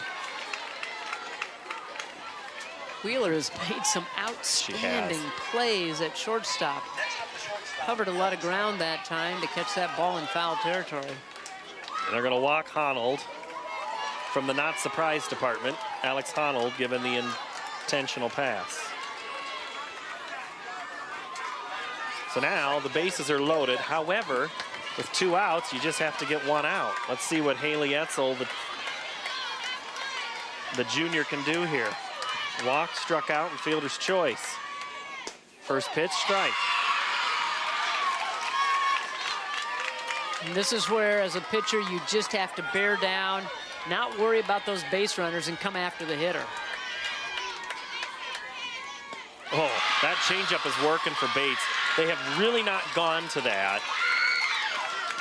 Is that a strategy of, oh yeah, I forgot, we got that changeup, or we're just going to wait for a few innings and then start throwing the changeup? I think it's you're holding it in your back pocket and going to use it when you need it. You don't want to overuse it. Well, and if you know that the other team is trying to be aggressive, and they might be really looking to swing. That one off speed again. Good stop. Wellett. Yeah, Wellett doing a great job of smothering that ball, not allowing it to get through the wickets and maybe roll all the way back to the backstop. Haley Etzel outside. 3-2. Now this is a little tension in the air right here. Runners will be going with the pitch on the 3-2 and 2 out. Popped up right side, making a play. His second drops. 1 run scores. Here comes the throw to the plate, not in time. Down to second. Safe. So Etzel delivers with a hit. A 2 RBI hit. And is at second. And a runner at third. Olander's runner scored. Youngworth. Laura scores. 6-4 Tigers. Pops it up, and it was just a tough angle for Rodriguez. She was going out, had to look over one shoulder, had to come back over the other shoulder, and it just fell. She got just twisted around and couldn't pull it in. Maggie House.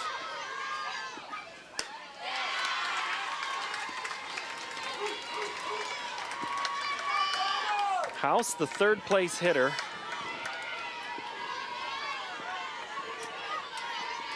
Seeing if she can extend the inning for the Tigers. That one is low. 6-12-0 for the Valley Tigers. 4-5-3 for Waukee. And this is how the games have gone between these two over the course of the regular season. One team gets ahead, the other ties it up. The other team gets ahead, the other team comes back, and that's exactly how this one is going.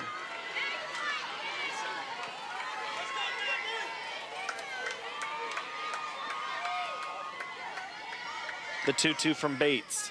Outside.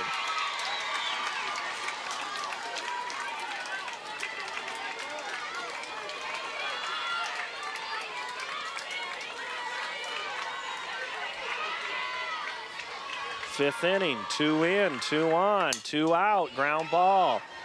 Over to first, out. Wheeler makes the play. 2 more runs score though. Valley takes the lead. Okay, 1 run at a time, string them together.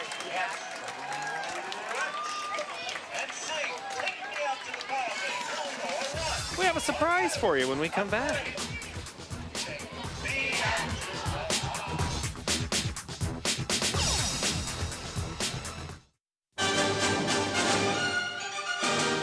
Hi, I'm Bill Riley. We're kicking off our 2019 State Fair coverage live with the Iowa State Fair Parade. It's the official start of the Iowa State Fair and a tradition you won't want to miss.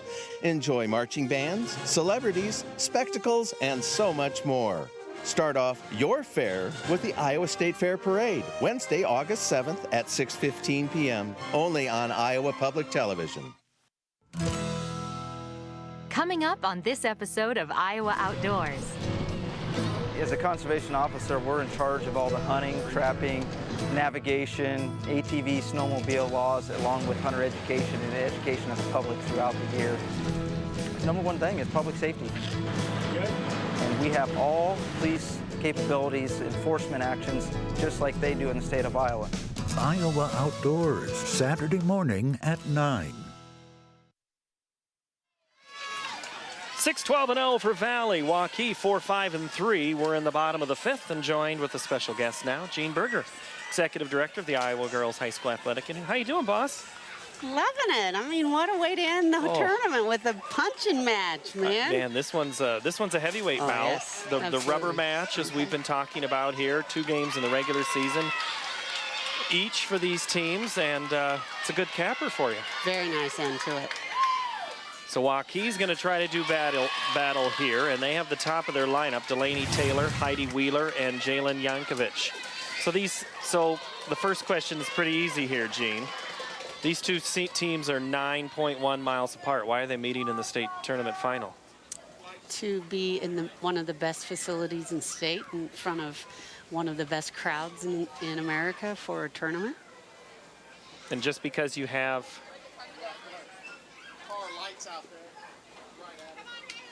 okay, we're hearing that there is some car lights out. Oh, car light. Now I see it. Yep, I can see it. That light is right in my eyesight. Yeah. Boom. There it is. There it is. Marlon's got it. They're flashing signs or...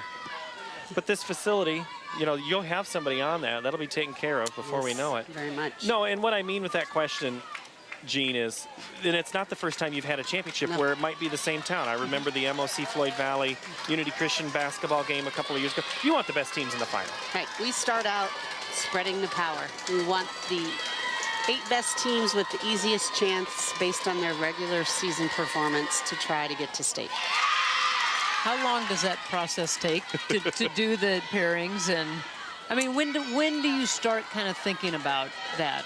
Well, it's different for every sport, Laura, but for softball, it's from day one because the season is very compact. And basketball plays twice a week. Softball, you have 8 scores. You have to track if they threw their number 1, if they threw their number 2, where it was it a tournament? So it's very difficult, the amount of information.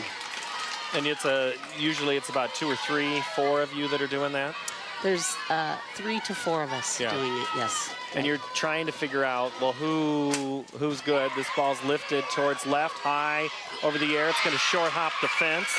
Taylor's on her way to second with a stand-up double here for the Waukee half of the 5th. We've seen some pretty good games, too. The wind's blowing out tonight, too. Did you notice? Oh, we should have talked about that. We've noticed. We've noticed as the balls are flying out of here, and that one gets up there. Just not enough air behind that one to clear the fence, but a good way to start off the inning for the Waukee Warriors. We're playing here in Fort Dodge in the 50th year of the park, but it's not the 50th year of the tournament. You gonna plan anything for that next year? Oh, maybe. You know, I hate to bring attention to anything, Paul. 50 years hardly seems possible, but next year will be our 50th year at Harlan I don't know Rogers. anybody else that would do it either. Iowa Public Television in 50 years, sorry. Sorry. So something will be in the works, and that's part of your discussion. There was a great story from ground ball to the right side. It's gonna get the runner to third. Got to score them one at a time. Heidi Wheeler on the put out, or moves the runner up to bring in Yankovic. Eric Pratt in the Fort Dodge Messenger today had a conversation with you talking about the relationship you have with the Fort Dodge community, not just the complex here, but the community. Yeah. You know, it's a difference between being someone who comes in and rents a facility and being a partner. And we work really hard at relationships. Yankovic yanks it off the wall. One run's going to score. She's going to be at second. with a double, and the Warriors have pulled it within one.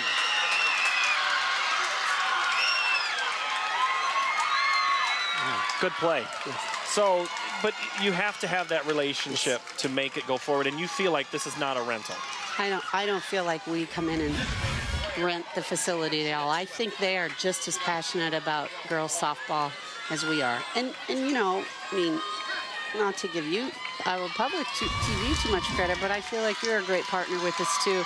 You come in here and you do a great job of production, first class. You really care about presenting our game, and so does Fort Dodge. So we care about partners who are passionate about the Iowa girl.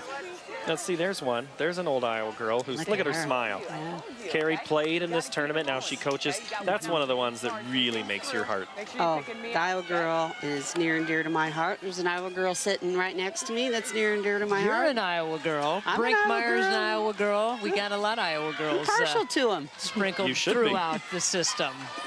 How has attendance been this week? With the weather being the way it was, fantastic? You know, we always set a goal to be around 20,000 for the week, and we're right on track. I think we'll probably be maybe 19 or so, but certainly close to where we are. I mean, 19,000 people to a tournament. It's one of the best in the country. Molly Jacobson grinds it foul. So if you look right there, Gene, you're in a pink shirt. You're not the only one in pink. You've got them on the field, the umpires. You like that color. Even the grounds crew has it on. No, well, doesn't it really pop on TV, those pink umpires? They do. I think what I like about it for the umpires is when you just turn on a game, like you instantly know it's Iowa because we've marketed the pink. So it could be any state tournament, but because there's pink, immediately people will think Iowa girls. And how did the umpires receive wearing the pink? Popped up left side. Honnold, wow, circus catch. She's another great catch. There's a few traditionalists, but most of them have been asking for it for the last 3 years. Oh, nice. They've wanted pink. I told them, so far, the winning champions get pink and the umpires get pink shirts. That's it. That's the only 2 pink shirts we have. You're always going to have a couple of people that just don't want to, don't want to do anything. But I think it's sure a great change. Yes. Honnold with the ground ball over to Span. That'll do it for Waukee. They get one. They pull within one, 6-5. As we go to the 6th, Gene Berger, thank you so much. Good to see you. Thank you for being here. Appreciate all you do, both of you. Doing a great job, Gene. Thank you, boss. And let's see how this one's unfolded. If you've left early, sorry, come on back. This one's good. Started in the first early on for Valley. They scored first. Alex Honnold scores on the ground ball, and then Waukee comes back with their own. Heidi Wheeler scores, as does Molly Jacobson here on the triple by Reagan Bartholomew. In the second, it was a home run by Gianna Lara. She crushed it to left. Touches them all. Waukee did their own damage in the second. Delaney Taylor driven in, as was Kate Felt. In the fourth, it was Valley's turn again. Scored a run with Haley Etzel.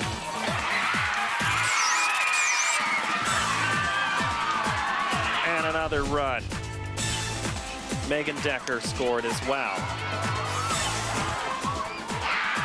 And then Waukee makes a has to try to make a play, but Valley goes on and gets a couple more runs there in the 5th. Olander and then Lara.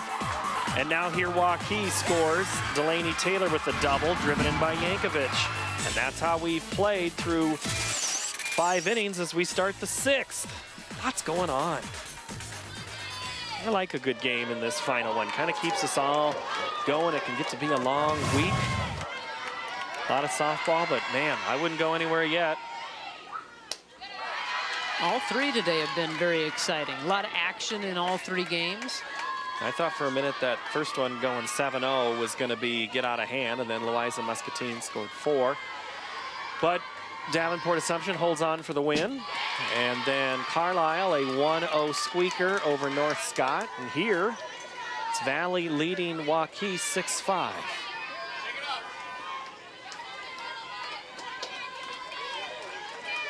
Valley's had 36 tournament wins coming in this week. Change-up hit to left, that's gonna get down. Olander picks it up. And Gatika is on board again. I'll tell you what, Haley Gatika is making a case to be the captain of the all-tournament team with the way she's batting alone, let alone her pitching. Yeah, she's doing it on both sides. Now 7 for 12 in the tournament. That's getting it done at the plate. Courtesy runner, AG again.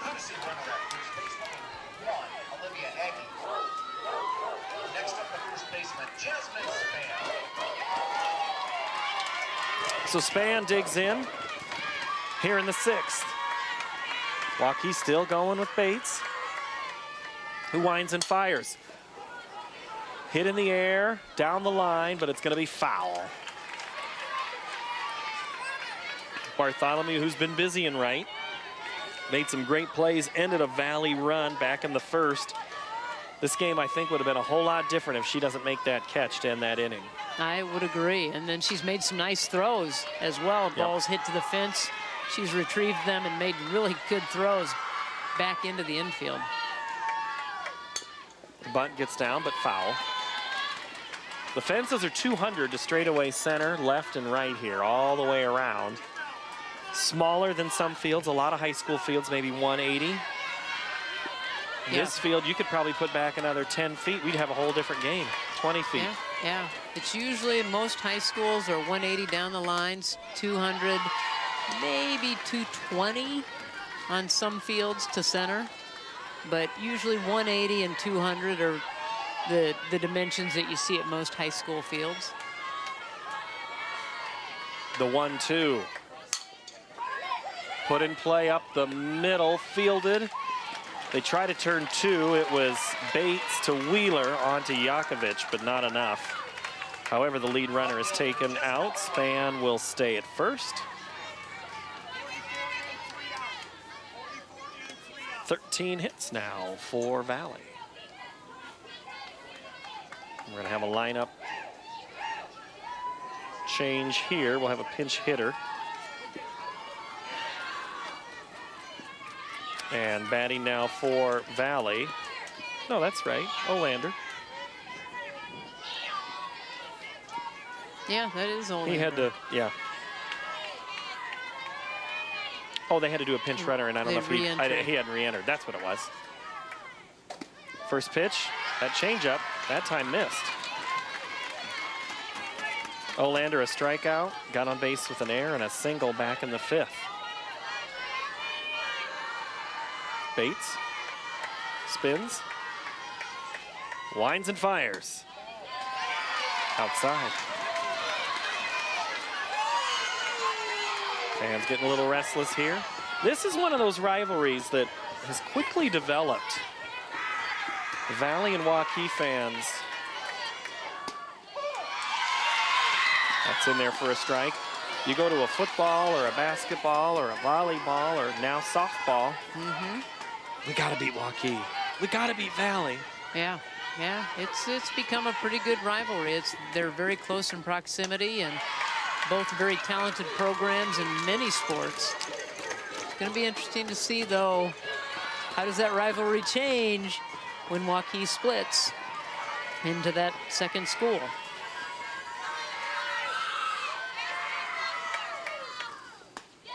And I think earlier I had said Northwest Waukee. I think it's going to be called Waukee Northwest. I think I flipped the name on that. Having seen a high school split in a town, it can be a very contentious discussion, and it's one thing that Coach Eby doesn't really want to talk about as Olander strikes out.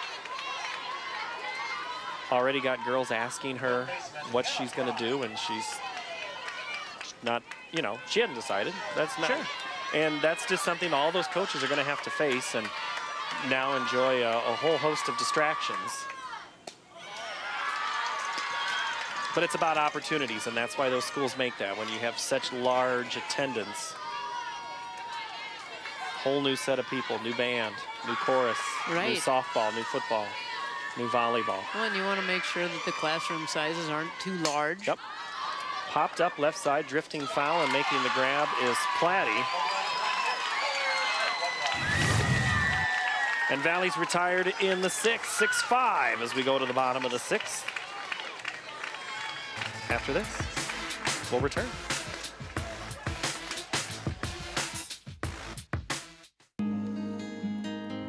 On this week's episode of The Best of Living in Iowa, we follow the path of the Lincoln Highway and talk with those who still live along the route that once upon a time connected Iowa from coast to coast. Enjoy the best of living in Iowa, Saturday evening at 6:30. Hi, I'm Charity Nebby, and welcome to the Iowa Ingredient Kitchen. 2.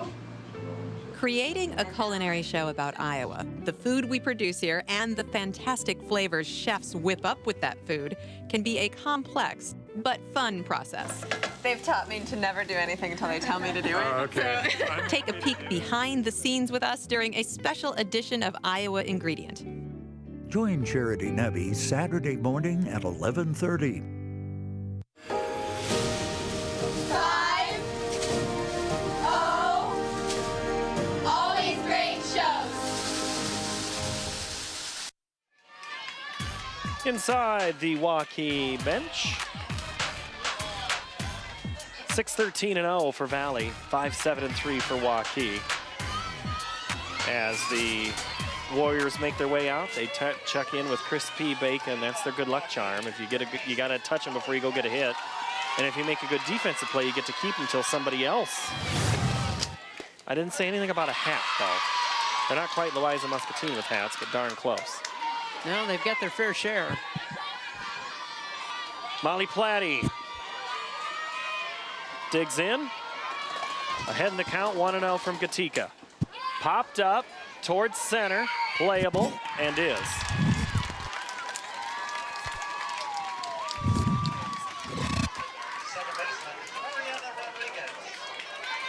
Platty's retired. Platty, got to get this in. Her mother was a pitcher. Tricia. A few of these, we talk about the Iowa girl and the generations.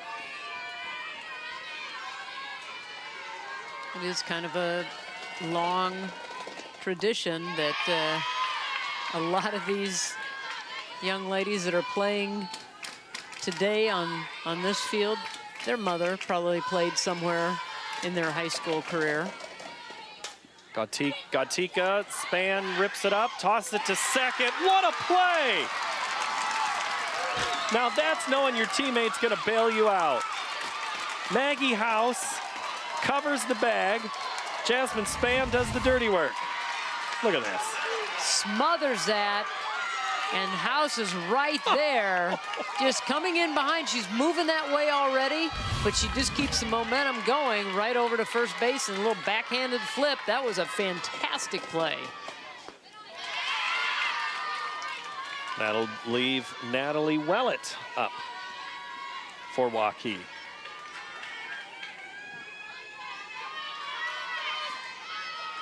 Wellett 0 for 2 tonight. Make it 0 for 3 as Waukee goes 1-2-3 in the 6th inning. We go to the 7th. The guest is leading. First time tonight we have a chance at an upset. The 7th when we return.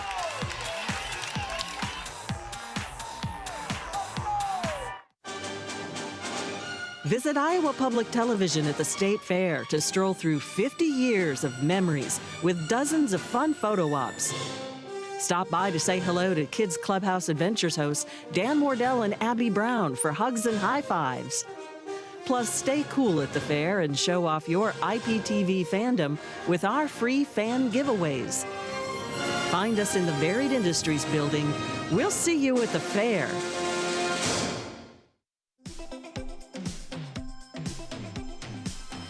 See more of your favorite IPTV programs on YouTube.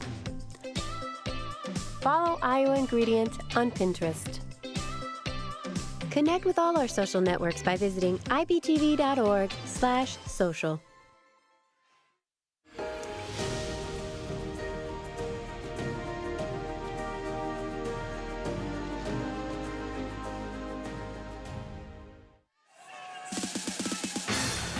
(6-5) Valley. As we go to the 7th. Here at Rogers Sports Complex in Fort Dodge. It's our last game of the day. Last game of the 2019 state softball tournament. Both these teams with experience in the state tournament and against each other. 5th time these two teams have met. Valley looking to get an insurance run here in the 7th. They'll send to the plate Laura, Decker, and Honnold. Laura, a single, 3 for 3 tonight, including a home run.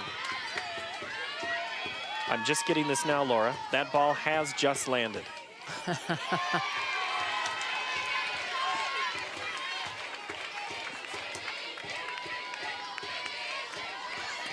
And that gives you confidence, to, I think, to like the rest of the team, right? That helps, that boosts those that you don't normally expect to hit a home run. 4 for 4. All the way to the wall. This time, she stays at first because Bartholomew might have gunned her out. Learned her lesson after trying to stretch it into a double.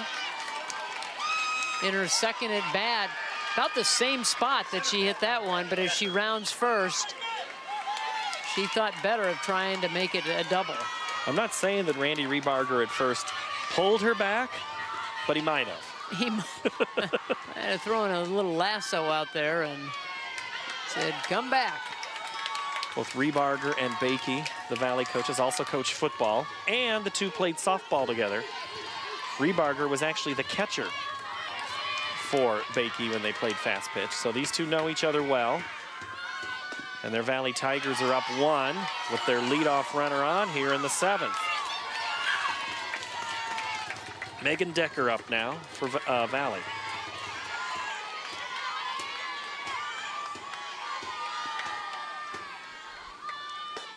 Looks at the bunt and looks at a strike.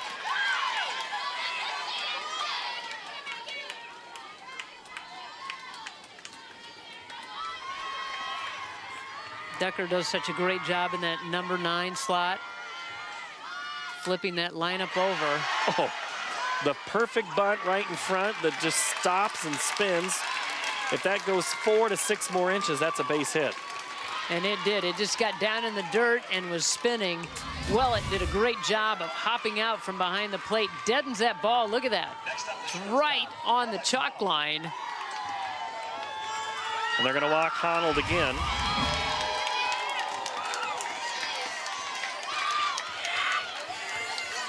The last time that happened,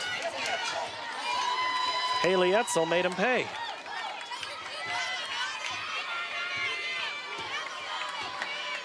So Laura goes to second, or stays at second, sorry, on the sacrifice. Puts the force back in play. You get the right play, ground ball, double play. Inning over, go bat, let's win it. Right, and that's what they're looking. You would think that they would keep the ball down in the zone.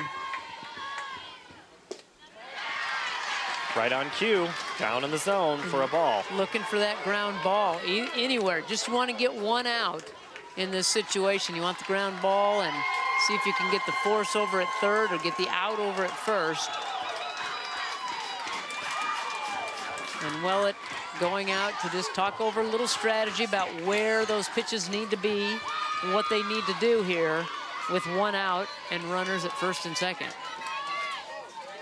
Wayne Rogers says, let's speed this game up, and he knows efficiency as a member of the military. He missed last year's state softball tournament as an umpire because he was in active duty. He calls the strike there. This is his first title game behind the plate. Currently a middle school math teacher. Has worked the state tournament before. Greg Buster at first and Ed Oliver at third to complete the crew. Lined up the middle, going to stay in the infield. They're going to wave the runner home. Here's the play, no play. Scoring for the Tigers is Gianna Laura, and there's your insurance run. It's a hit up the middle for Haley Etzel. Etzel comes through again, just a little looper. And they try to keep it in the infield, and it glances off of Rodriguez's glove. And Coach Bakey never stopped waving Lara around third base. We got 2 good add-on runs here, okay? So let's get it done. Look for your pitch. Let's go. Score. 1, 2, 3. Score. Come on, Tigers. Carrie Eby makes her way out. And now back in. Oh, they're dancing. You bet they're dancing over there in the first base dugout in the orange and black of Valley. There's a look at Honold at second. She was given an intentional pass. Etzel's at first. At the plate is Maggie House. Swung through that one and missed.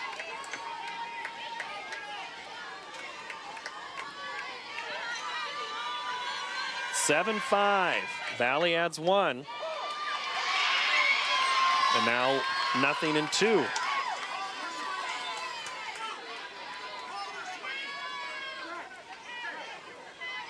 Coach Bakey was just asking for clarification if it was a call on the, was it a called strike or was it a swinging strike? And he just wanted clarification on that. This one is a smothered ball behind the plate by Natalie Welling. As we have now ticked past 10 o'clock in Fort Dodge. As the season winds down, the intensity ramps up. The 1-2, low. And they're gonna stay down in that zone. That's why she's seen some off-speed pitches, but they're trying to stay at knee level. They don't want anything to be up in the zone that you can drive. The 2-2. Up in the zone, she drove it into left, gets the throw in, they're gonna send the run. Here's the throw, safe! Honold. Bakey just grabbed this like, I can't believe I just did that, but that worked out. I don't know if Honold ran through it or not, the sign. I think we'll get a chance to see it, whether he sent her or not. Maggie House lined it. Now that was a little late in the action, and Honold just skipped past the catcher. Close, but not close enough. Gatika fouls it. That throw just a little bit up the line, and well, it was right there. I think if she gloves it cleanly, she might be able to get the sweep tag on Honold. Right. Yeah, I think you're right. 8-5 now, Valley.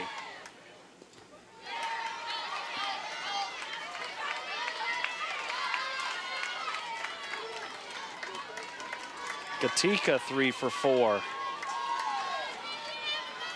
Can she make it 4 for 5?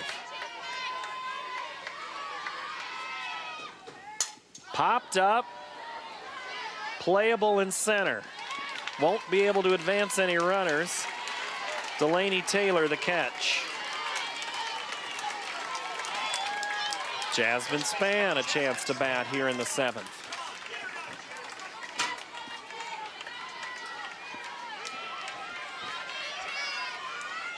Now you just got to work on this hitter, get the out, and then see if they can work some magic at the plate. Ball gets away from the catcher, and the runners are going to advance. Etzel down to third, House down to second. Waukee's last loss was to Valley on the 26th of June. You know, and Valley stumbled kind of coming into regional play. They lost 4 in a row right before tournament play, and Coach Bakey said, well, it's good that we had a little time off because we just kind of went back to fundamentals. Lost 2 to Southeast Polk, 2 to Fort Dodge, and then beat Lincoln.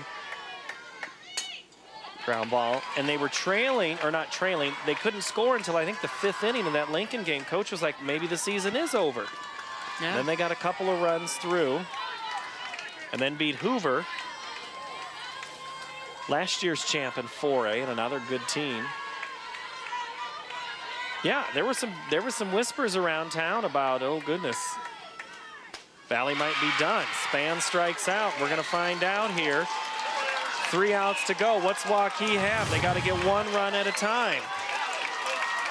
This is going to work as collectively we do this, okay? Every single person has to believe up there, okay? It's 1 hit at a time, okay? Head on, lock in, and go. Be aggressive. Let's go. Come on. Coach Eby doesn't say much to him, but that's what you need to do. It's 1 hit at a time. You've got to get that leadoff runner on. We've got to advance.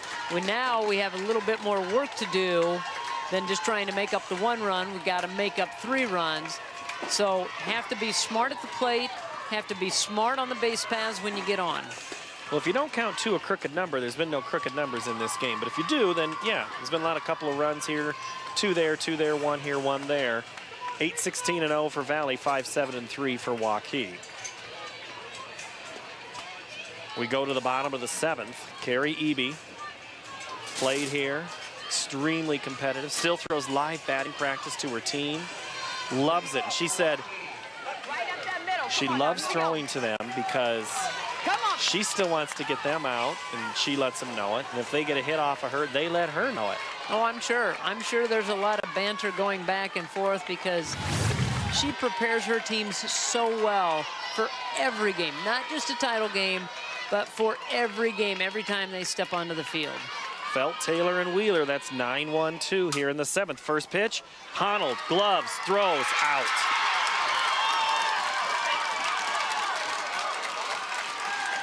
Had a tough time getting it by Honnold.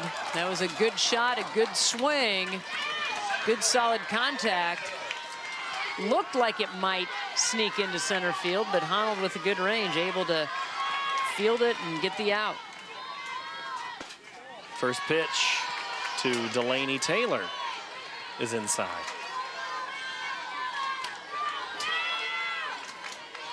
Her last at-bat was a double back in the 5th. That's the last time Waukee scored.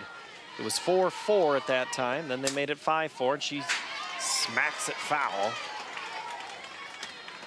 If she gets on, she's got some speed. Now, they wouldn't be stealing bases in this situation probably, but she does have speed. She was part of their state track team back in the spring. So looking to try to fight her way on. Change up, hit to Honnold again on 2 hops, throws across the diamond. And the Valley Tigers are an out away from a state championship. Waukee down to their last out, Heidi Wheeler.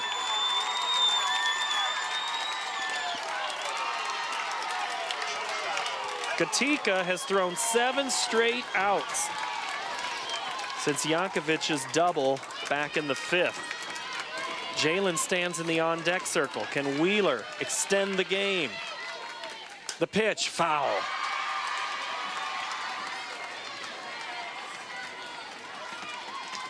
The orange and black feeling it.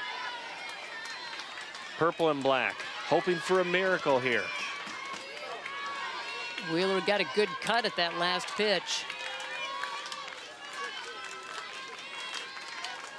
The 0-1. Swung on and missed, down to their last strike.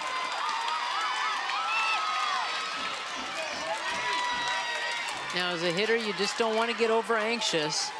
So you gotta take that deep breath, step back in there, remain disciplined.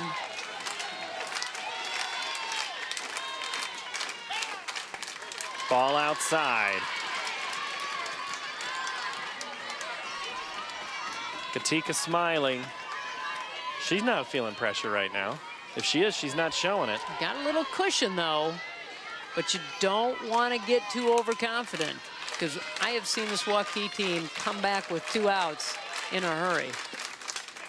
Another one popped into the screen.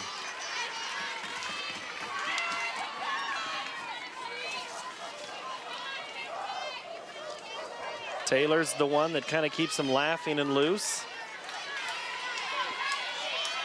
She's trying to keep it loose right here, trying to find somewhere there's some grass or dirt that she can get on base. The 1-2, ground ball, second, over to 1. Valley, for the first time since 2010, are your state champions in softball.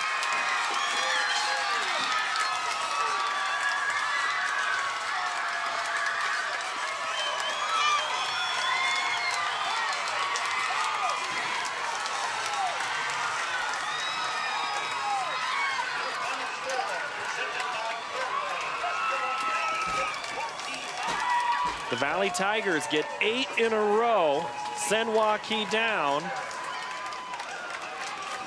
And the eye of the Tiger is shining bright in West Des Moines as Valley wins a state championship. They do it in basketball. They do it here in softball. Several of the players that were on that basketball team got to experience that championship. And now they're getting to experience a softball championship. So Gatika got ahead. Time to shake your hand. Good job, Ellie. Good job. Good job, kid. Good job, Molly. Nice job, Kate. Nice job, kiddo. Nice There you work. see assistant coach Randy Rebarger going through. There's Carrie Eby, and here's the last out. Just a simple ground ball, but not simple when it's the state championship. Maggie House fields, throws to Span, game over. House and Span combined for a couple of big plays in that game. Yeah, they did. The defense was just stellar, I thought, for both teams. I thought both teams did a great job defensively. Valley just a little bit better, and Gatika, the winner, did it on 87 pitches for the game. Class 5A all-tournament team is Farm Bureau Board of Directors member Mark Buskell. From West Des Moines Valley, Alex Hunold.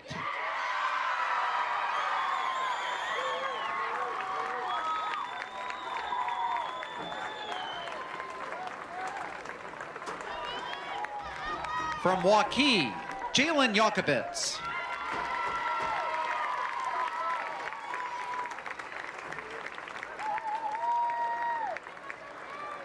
From Iowa City High, Ayanna Lindsay.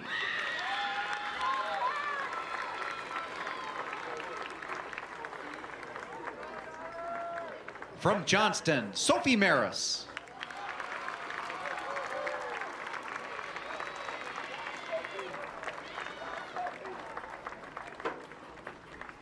From Iowa City High, Carrie Koenig.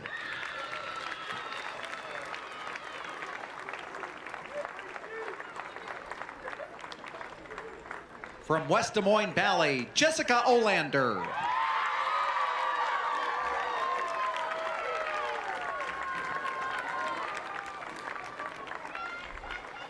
From Waukee, Molly Jacobson.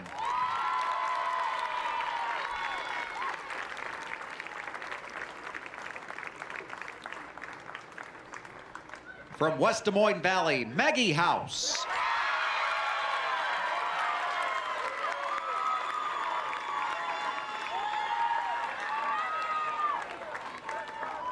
From Waukee, Reagan Bartholomew.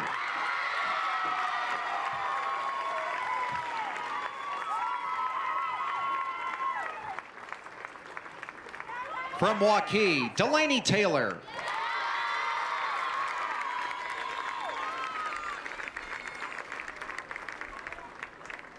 And your captain of the 2019 Class 5A All-Tournament team, from West Des Moines Valley, Haley Gatika.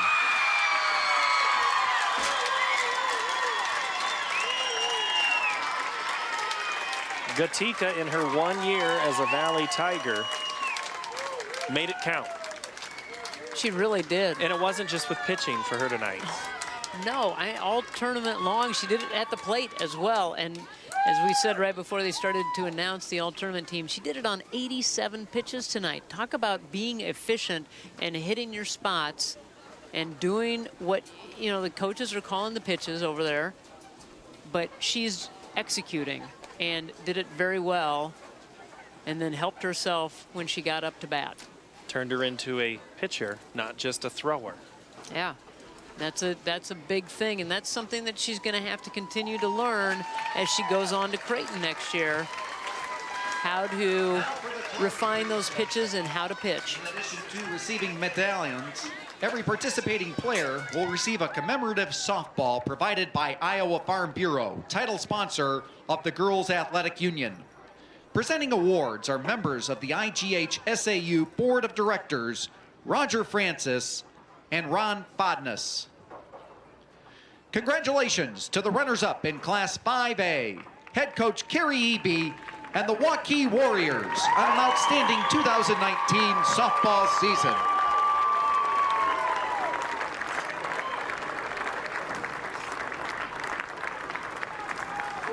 And your 2019 Class 5A State Softball Champions, head coach Tom Bakey and the Tigers from West Des Moines Valley. The Tigers are tops in 5A, their 7th title in school history, first since 2010. They made their coach sweat and send them all back to fundamentals after the end of the regular season. I think anybody who would lose 4 straight would maybe have some doubt.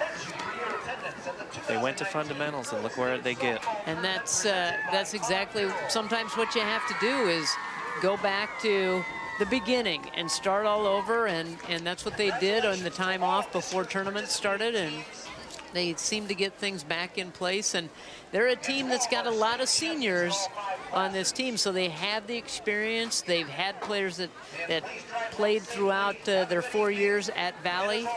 And so the experience paid off, and those seniors stuck with it, stayed with this team, and now they're state champs. And the Tigers join the club with Collins Maxwell, which won in 1A, Northland in 2A, Davenport Assumption in 3A, Carlisle today, and now Valley. Good games all the way around, not really a dog in the bunch. No, it was competitive, it was exciting. We had home runs, we had great defensive plays, we had good pitching. Just everything, and we had great weather, and it's everything that you want out of the state softball tournament. All the excitement, and just so happy for all the state champions, and you know, congratulations to the runners-up as well, as they made their way through the tournament trail and got here. Great showing for all of them as well. Thank you so very much, Laura Leonard, for all of your work this week as well. That was great. I always love it. It's a fun place to be in July. And everybody else here from Iowa Public Television, great job getting all the sights and sounds. Thank you for joining us. 5 great games. We will see you in November, state volleyball. But for now, the softball crowns are fresh and new. Good night from Fort Dodge.